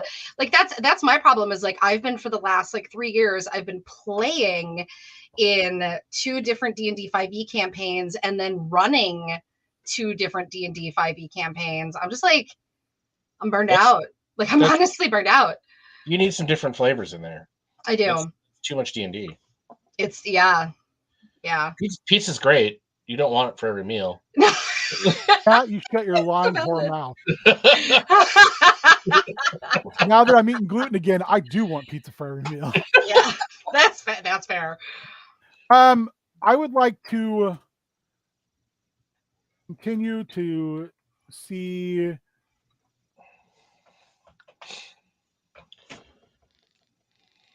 Mitch, I could also eat tacos forever, every day. Tacos are great. I think I could eat tacos more often than pizza. Tacos are a little more versatile, I think. Yeah, if you were like, you have to eat tacos for a week or pizza for a week, I think I'd probably go with tacos. Tacos. Yeah, I'm with you. Sure. Especially if I can get horchata with it. I want us to continue to be a better, inclusive, open, and shared platform for yes.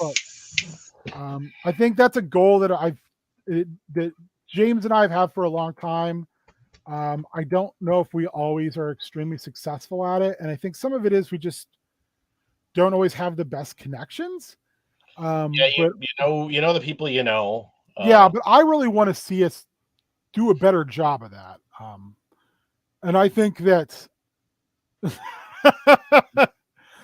I would like to see us continue to keep that as open and try to give more people. And I think with running miniseries, it's probably a little bit more appealing for others. Yeah, I think that's a great idea. That's something I think like anybody who's running games needs to honestly work on, is like making your space more inclusive, on it, like inviting people. And also, like, here's my thing. Pardon me while Shannon gets on like their annoying DEI soapbox again for 2 seconds. Like, if your answer is like, I don't know any queer people to invite, I don't know any people of color to invite, diversify your friend circle. I'm bad about that. Branch out. I will always say this. I try to keep, and I've always tried to keep my circle as diverse as possible. But I've fallen into the pitfall as an adult where I have turned into the curmudgeon hermit, where it's like, if I meet you and we spend time together and I'm like, oh, you're cool, then I like jealously hoard you. But if I haven't met you, I am very socially awkward that way, which is so weird to say because I do shit like this and I'm fine. I can get up and talk in front of 200 people. I'm fine. I can, go to a wrestling show and call matches and things like that. I'm fine. So when I have to do it without having to put on a role, and then I mean like a role, like a fake persona, it's just, when I have to turn my brain into regular brain and not turn into job brain, that's hard for me. I get really, really super awkward and nervous. It's valid. It's super valid. Yeah. And I am fortunate enough to know a lot of folks who are on that spectrum of queerness, and that's awesome. I just wish sometimes that spectrum also went into folks of different ethnicity, color, of different religious backgrounds. I just feel like the world's a large place, and I really have gotten bad about not leaving the Shire.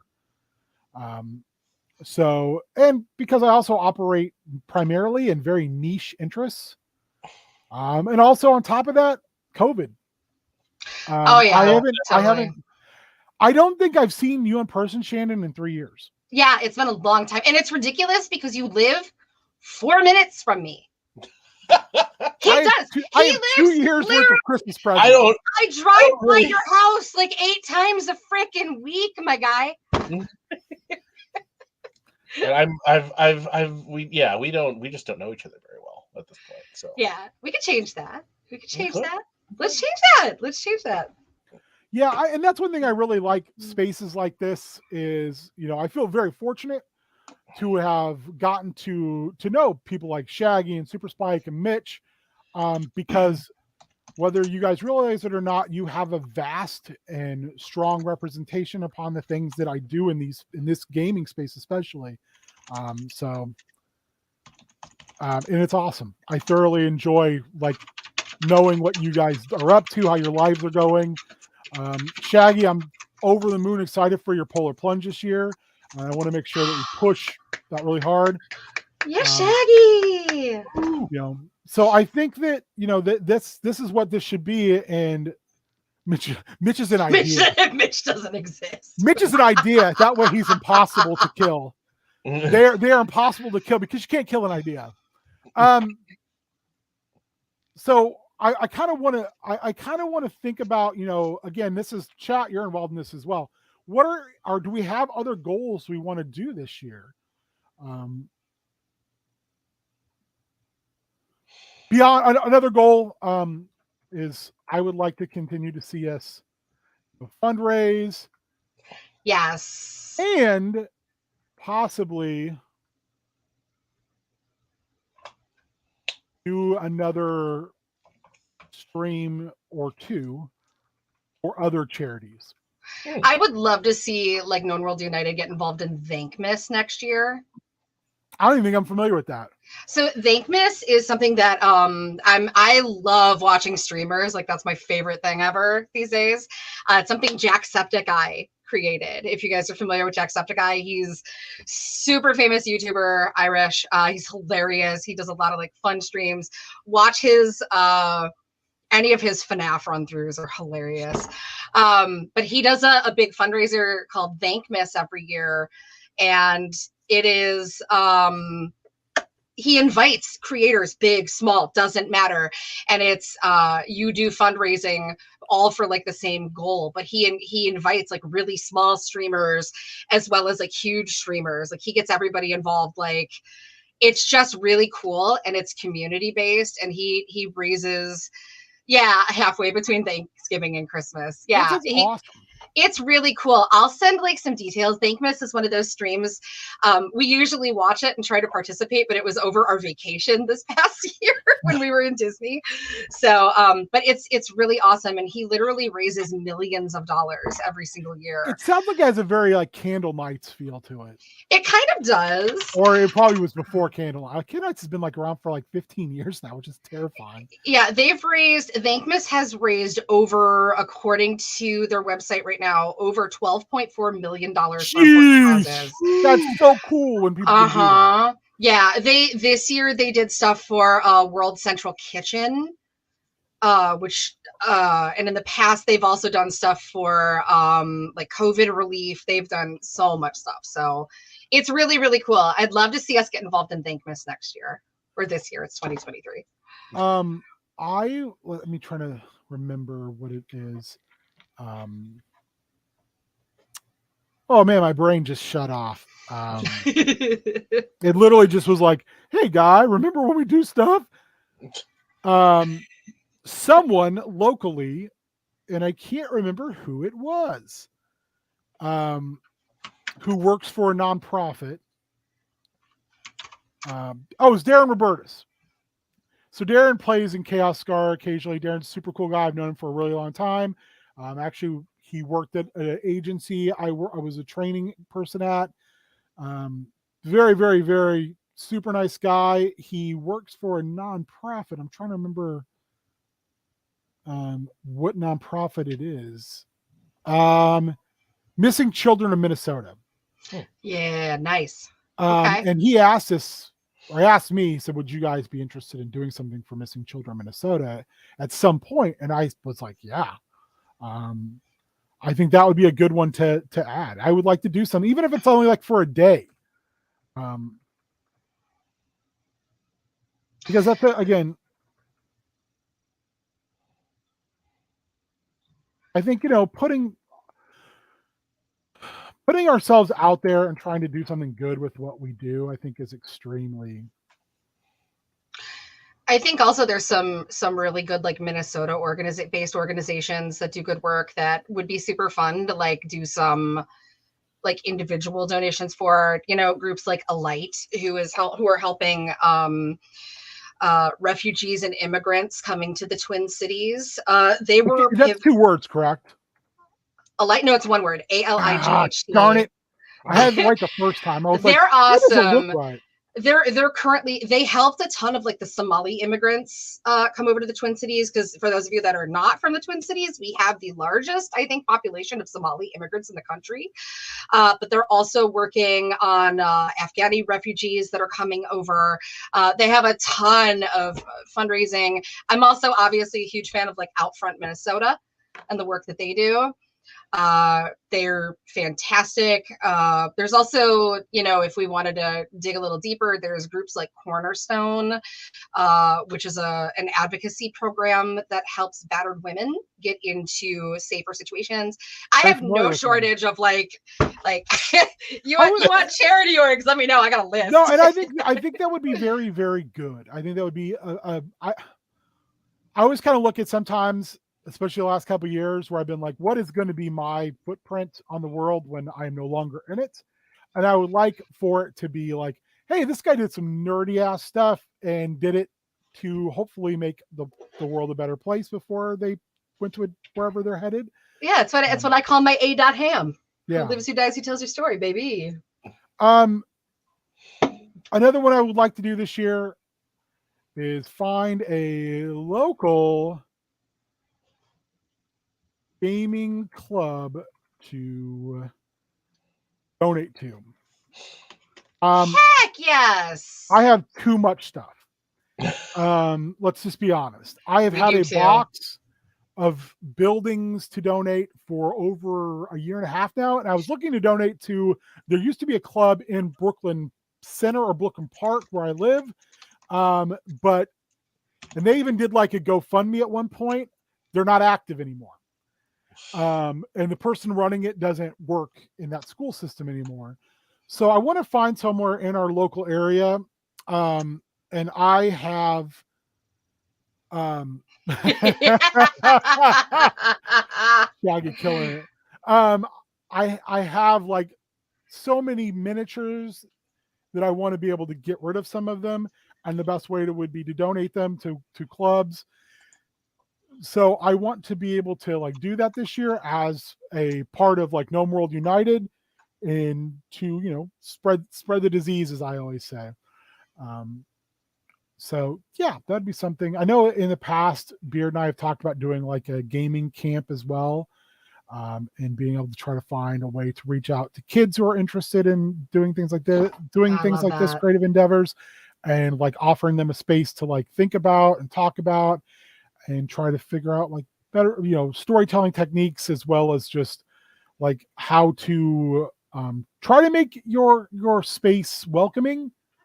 And setting rules and recognizing like how to do that well, because that's something I think we're all always learning about. I feel like the library system is not a bad way to go about that. I used to do teen outreach programs all the time through the different library systems in Chicago.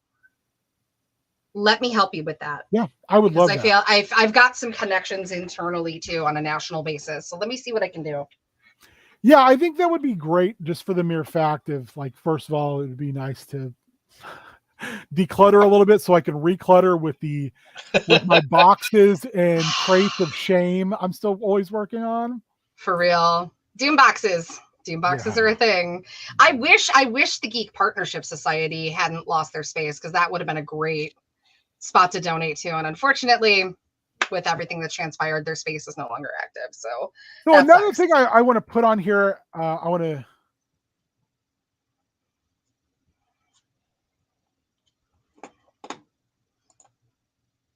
put wish goals down, and then I promise I'll stop Minnesota goodbying everybody on the stream here. Can't stop, won't stop. Yeah, no kidding. I'm not even Minnesotan, and I'm terrible at this. Same.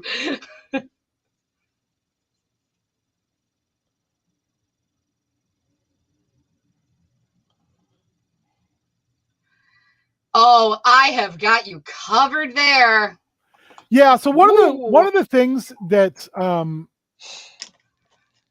I used to go to Convergence every year, but because of COVID, I've stopped. I don't know if I'll ever go back, but I would love to be able to do something where we're able to, have a footprint at places like that, and just to be able to talk about, trying to utilize your skills for greater good, and continue.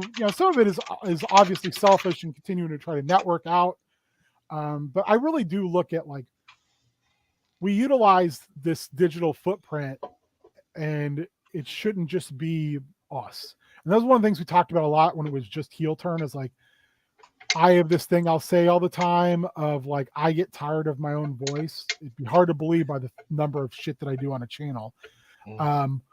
But I want it to be something like, to me, Bad at Games is something I want to leave open. So like, I don't have to do it every week, and other people will go, hey, I want to do Bad at Games this Friday. And I can go, yes, thank you. That's why when Beard comes on Crafting Kids, I'm like, hey, how about that you run the stream so I can go do like, just run around and do dumb shit.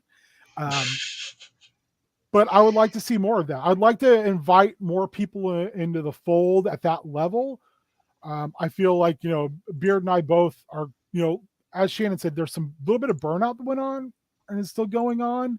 Beard's trying to figure out a way to make Drakewind Falls still go and not suffer from burnout. Like they might be going off stream and going back to in person. Like, I also think is very cool. I do a lot of dumb shit. You don't want to see all of it. Let's Let there be some stuff behind the curtain of the Great and Powerful Oz, please. And by stay the Great and connected Powerful on Oz, I don't mean from the books. I mean Kevin Nash. Yeah, let's connect though, because Richard and I, like when I was working as an artist and Richard was working as part of the studio, we did nothing but travel and do conventions all year, every year. And we have a lot of friends that are connected with like some of the local Minnesota cons and whatnot. So we can easy in, like super easy. We could get involved in that. Like outside of Convergence, like Richard's really tight with some of the folks at 2D Con and Con of the North, which is a super chill, like relax-a-con where like they literally just focus on games all weekend. So we can definitely help with some of that. And that's something I also like. I love running convention panels. Like that was my favorite that was part. one of my that is one of my single favorite memories from going to Convergence is when you guys had your panel. I had so much fun. Our panel that got taken over. That was so funny. You guys did a great job, and it kind of Thank you. Again, I think the wrestling panels at Convergence were always kind of such a weird thing to have, and they were so oddly constructed. But I thought you guys had one of the more fun panels than that last time you guys did it. You had a big turnout for that room. We did. I wore with like going back and doing cons as just an attendee, because like when you work them as a professional for 15 years, it's exhausting.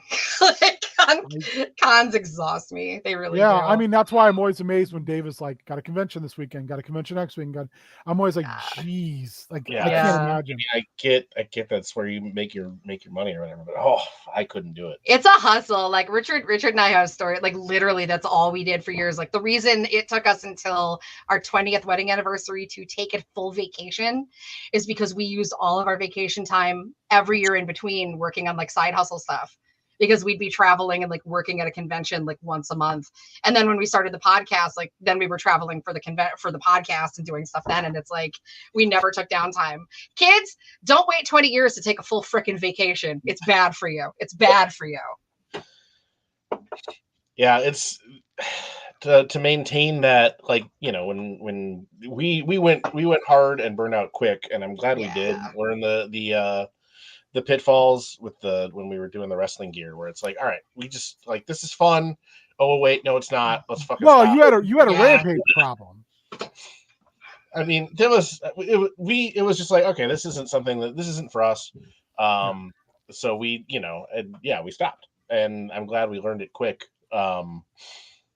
And you know, if we ever go back to anything like that, it's going to be going into it very eyes open, and you know, but it is hard when you're like, you want to grow this thing, you want to get out there, you want to expose it, you know, and get people interested and maintain that momentum. And you can't, it almost feels at times where you can't do that without sacrificing other parts of your life. And I don't think that's true, but it feels like that sometimes. And it's hard to, you know, keep that front of mind to say, no, I don't need to do this. Yeah. Or I don't need to do this way, you know? And so we're going to add that. I think, I think that's a good goal, is just to, you know, do all this shit, but I don't even know. Just like, don't screw yourself in the process.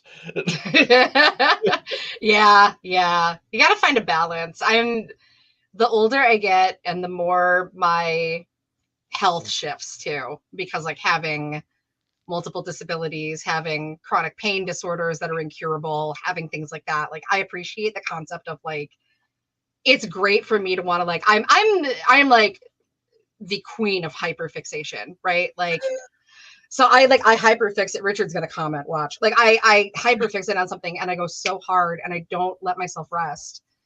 And I can't do that anymore because I'm at a point where like my body literally can't handle it. And I wish I had taken those things into consideration when I was younger and before my, Danny is in a similar way where Mitch. Damn. Well, I hope you have to Yeah. tell us what your plan is, because I'm always interested in your journey. I would say, I think that's. I have to give Danny shit about that, like that hyper focus thing. It's hard. She's It's getting better. She's getting better about that. I mean, it's a neurodiversity thing, right? Like it's 100% a neurodiversity thing. Like it's the ADHD high function, those of us that are like slightly spectrum, right? Like it's a thing. Like we hyper focus on things, and it's great to hyper focus, but like I've had to learn to like step back, because like you can't, and this is my problem with like gaming stuff. Like, have I had an idea to like pay for a VTuber model and start doing like VTuber streaming on the regular? Hell yeah, I have. I'm smart enough not to like jump in and do it, because I know I'm going to burn myself out in like 2 months. Well, even like, he loves it and whatever, but like when Dave is like, oh yeah, I'm doing 4 streams this week, it's like, oh good God. Bruh, yeah. Too much. No, I mean, I'm glad you love it. I'm glad people want to watch it, but I could not. I can't. Well, and that's one reason I want to do miniseries, to be honest with you, is because mentally, like creatively that way, I hit a point sometimes where my brain just spins. So I also, I mean, I've mentioned it all the time. I also have hidden disability, and it definitely doesn't always. It's not always conducive to what I want to do. And I perseverate as well on, like, I'll get an idea and my brain will run and sprint so hard that I get hyper fixated and focused, and I lose kind of track of other things. But if I can like feed my brain a varied diet of weirdness, I tend to do a little bit better. So it is really, I mean, yeah, that variety thing. I'm the same way in a different vein, where it's like, oh yeah, let me just go out and toy hunt, every day, every day, and spend my whole weekend doing that and stuff. And it's like, well, that's not healthy. Also, I wish, Matt, you would shoot some of your toy hunts. They're not that interesting. But I want you to shoot them like the opening of Halloween. You should TikTok them. Nobody wants to see me I do 6 different targets. TikTok them. I'm not kidding. Like that kind of stuff is like, I love TikTok. I love TikTok. Matt toy hunt videos. Put an M in chat. I don't want to put the work into shooting that shit. I don't want to put the work into editing anything. No. That's why TikTok would be perfect. Bold of you to assume I do any editing for TikTok. And like when I had my last account, I literally had like 60,000 followers when I had to like murder my last account. And I all I was doing was like I would shoot like once a week and do like cosplay stuff, and then just save my drafts and just upload them like once a day. Yeah, I'm also glad Dave's kind of finding a balance. Yeah. So the other 3 things I just added to this, trying to develop a space like TTRPG Theater has had, same with Rainbow Collective. One thing I liked about those spaces, and goes and kind of ties with better utilizing Discord. I don't think we use Discord very well. Part of it's probably because I don't really understand how to use Discord well. I do. He doesn't edit anything. Yeah, I kind of like that idea. Yeah. And last but not least on this for me is be cognizant of not overstretching yourselves physically, mentally, emotionally, socially. It's fun. In the end, this should be something fun. It should be a space where everybody has fun. It should be an open space, and it should be a welcoming space for everybody. Well, that's for me is always maintaining that balance. It's good I married an extrovert, because my inclination is, well, I don't have any plans tonight because I don't have to work, so I'm just going to go sit somewhere in the dark and play video games or watch anime or whatever. You got that what we've deemed on Friday night BHE, big hobo energy. So she's like, hey, let's go out and do a thing. And I'm like, I like to do it, but left to my own devices, I'm not usually, because it takes a lot of energy for me to do it. Yeah. or it's like, all right, we're gonna go see your parents. So I'm just gonna go into the basement for 2 hours and plug in to the charger, metaphorically here, to make sure that I can at least be human for a good chunk of that. And some of it's just like I only have so much in the fuel tank, but even with like my extended in-laws, my family, I hit a point where I'm like, hey, I'm gonna go lay down, and then I sleep like the last 4 hours we're there. Yeah, for some people, Mitch, it does. For other people, like my wife, she's the opposite. Like if she's hanging out with people, she's sucking in that juice. Yeah. And when she's not around people, she goes into freaking sleep mode. So, I don't get it. Hey, gallon 15. Hi, Andy. I can't imagine. I cannot imagine. We complement each other well in that regard. I keep her from, feeling like she needs to be out every single night, and she gets me out of the house periodically. So I am a weirdo when it comes to that, because like people will say, "Oh, you're an extrovert." And I'm like, "Well, I am an extrovert around people that I know well, or I'm an extrovert when I'm in like a work mindset. And by work, I mean even like just doing wrestling stuff or things like that. Otherwise, I am not. And I also have a very finite amount of capacity. So like I can go hang out with you all day long and have a super good time, and then I'll be like, let's do that again tomorrow. We do it the next day, and then I'm like, let's do that tomorrow. And after 3 days of like hanging out, I'm like, I don't want to ever see you again. Yeah, that's valid. But like in a couple days, we'll be like, oh yeah, I get real weird about that. So one thing I will honestly say about running games on streams and from afar is when we're done, I can just go, okay, I'm going to go to bed now. Bye. And I can leave. Because like when we would do things at our house, it would sometimes be, people would be here for hours afterwards. And you hit a point where I turn into a pumpkin.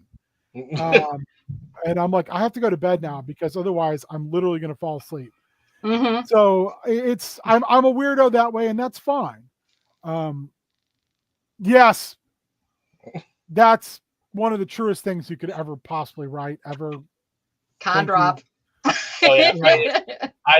When I used to do more cons, I was like, all right, I gotta take days off ahead of and behind, so I can prepare physically, mentally, or whatever, and then recover.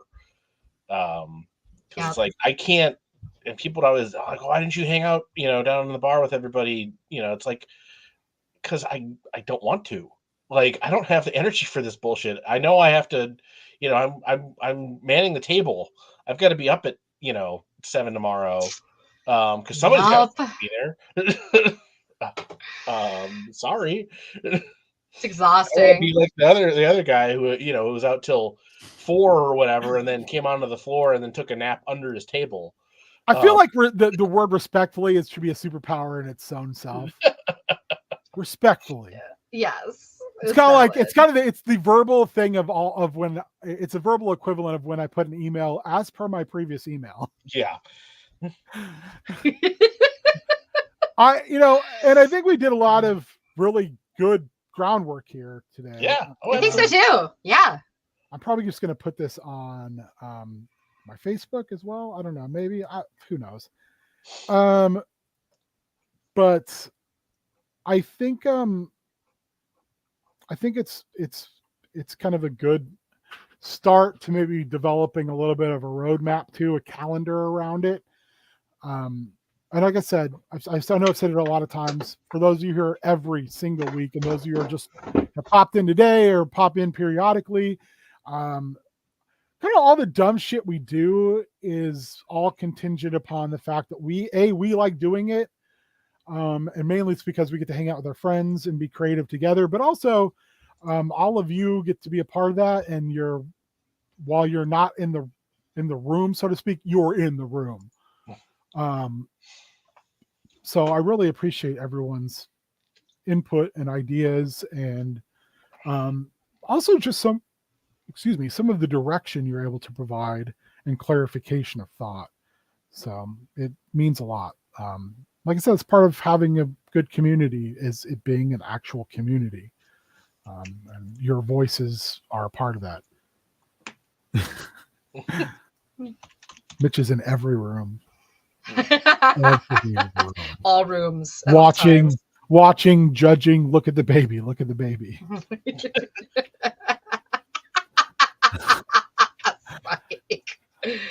So, yeah, we have some planning work to do. It sounds like, and we have a lot of prepping work to do, and we have some ideas to continue to flesh out.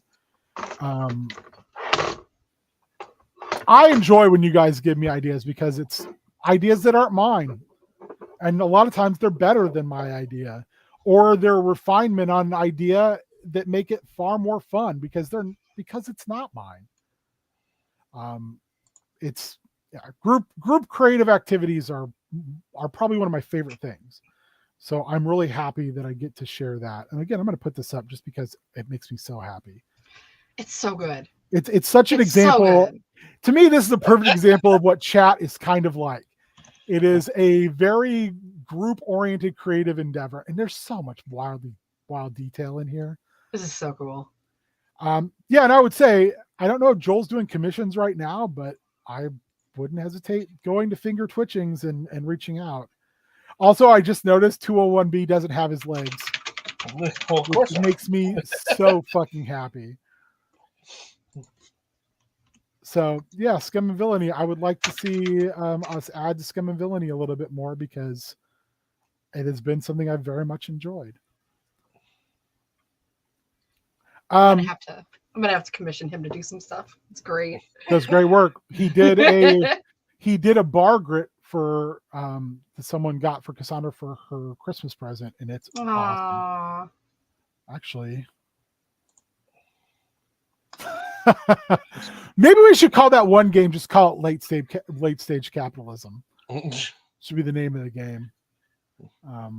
Because yeah, that in itself is bug nutty. Let me find this picture of Bargrit so everybody can see it, and then we'll kind of move on and finish this up. Because I was very excited to see this. Where are you?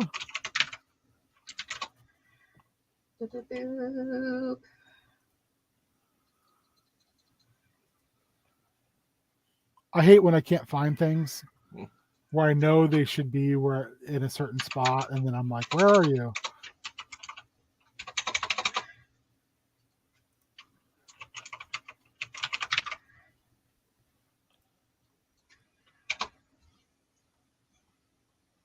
I just noticed the detail in here that is absolutely dumbfoundingly cool.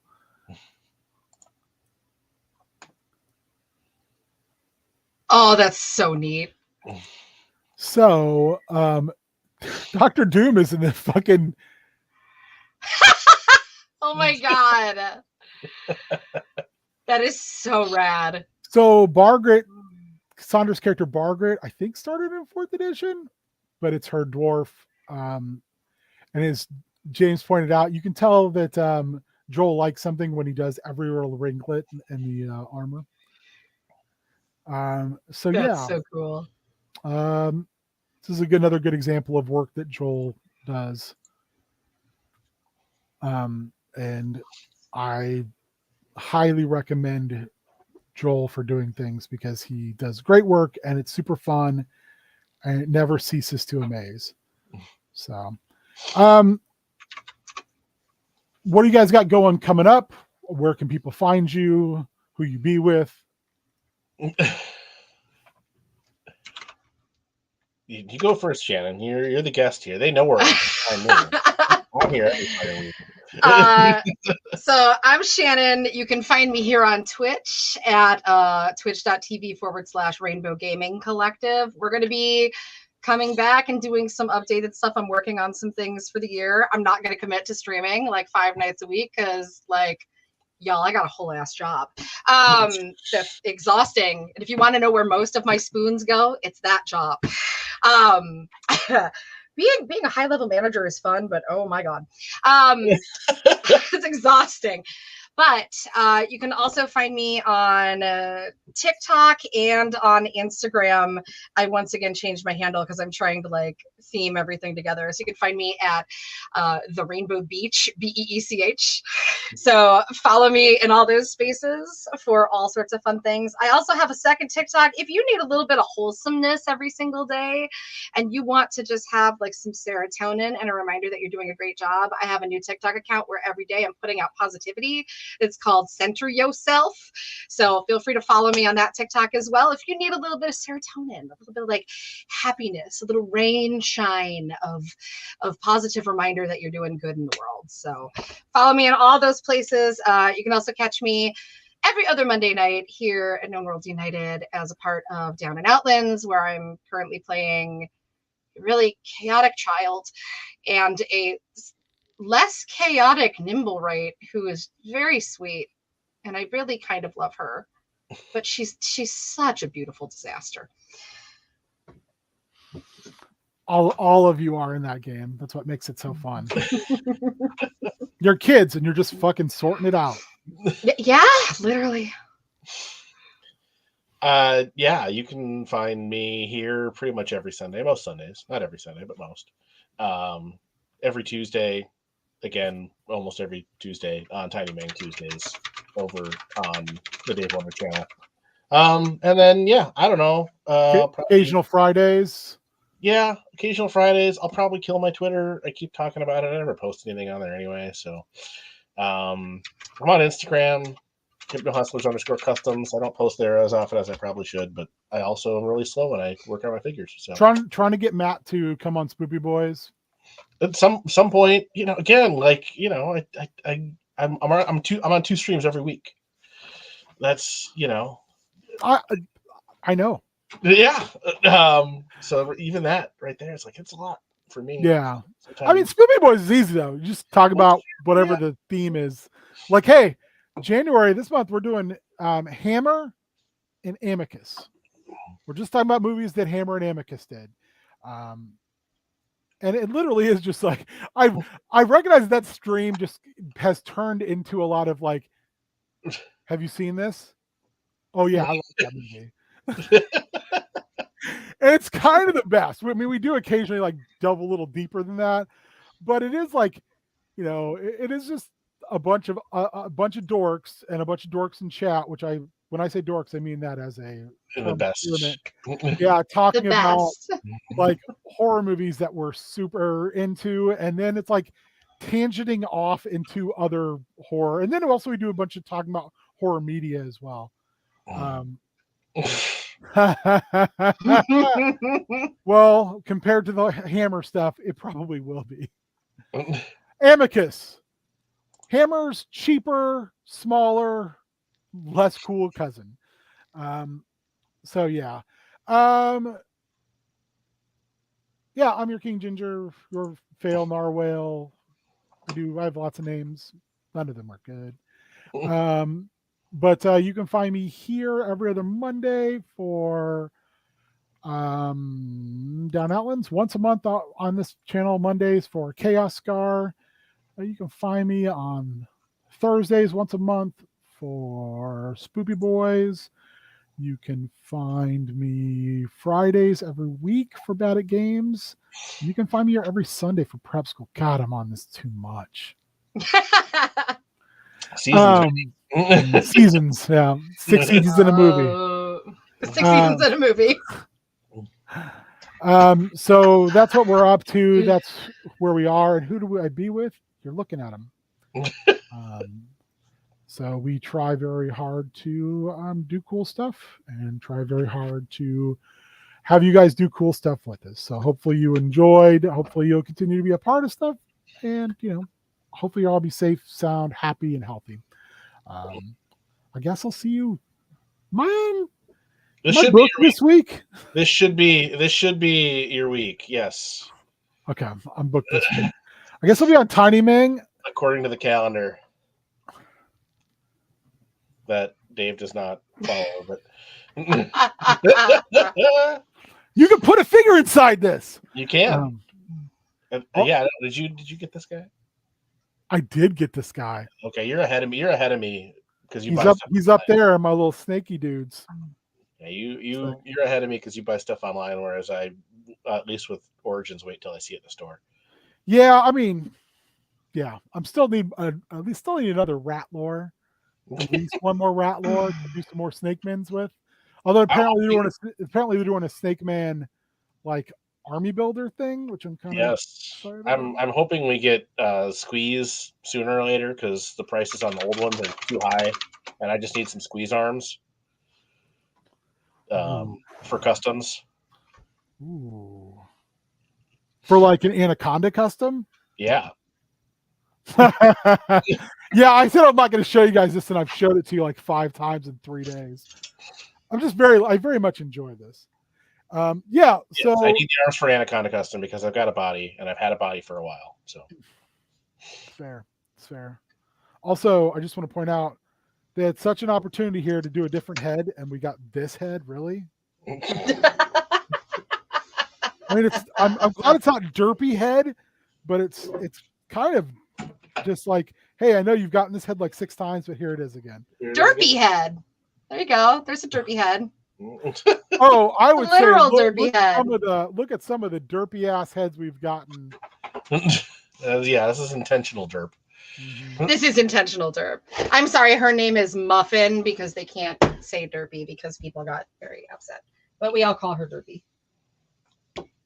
Best voiceover in My Little Pony history. It was so bad. It was so hilarious, and then they changed it because people got mad. She came on and she was like, "Are you okay, Rainbow Dash?" Like, it was ridiculous. And everybody's like, "What is that voice?" Then they changed it because parents were like, "But my kids talk like that. And you're hating on our children." I'm like, "No, they're not. They're not. I promise." Give into the cube. It's a cartoon horse. Love the cube. The cube will love you back. Let yourself be enveloped by the cube. All right. Well, yeah, you know the drill. You know. Bye. Bye.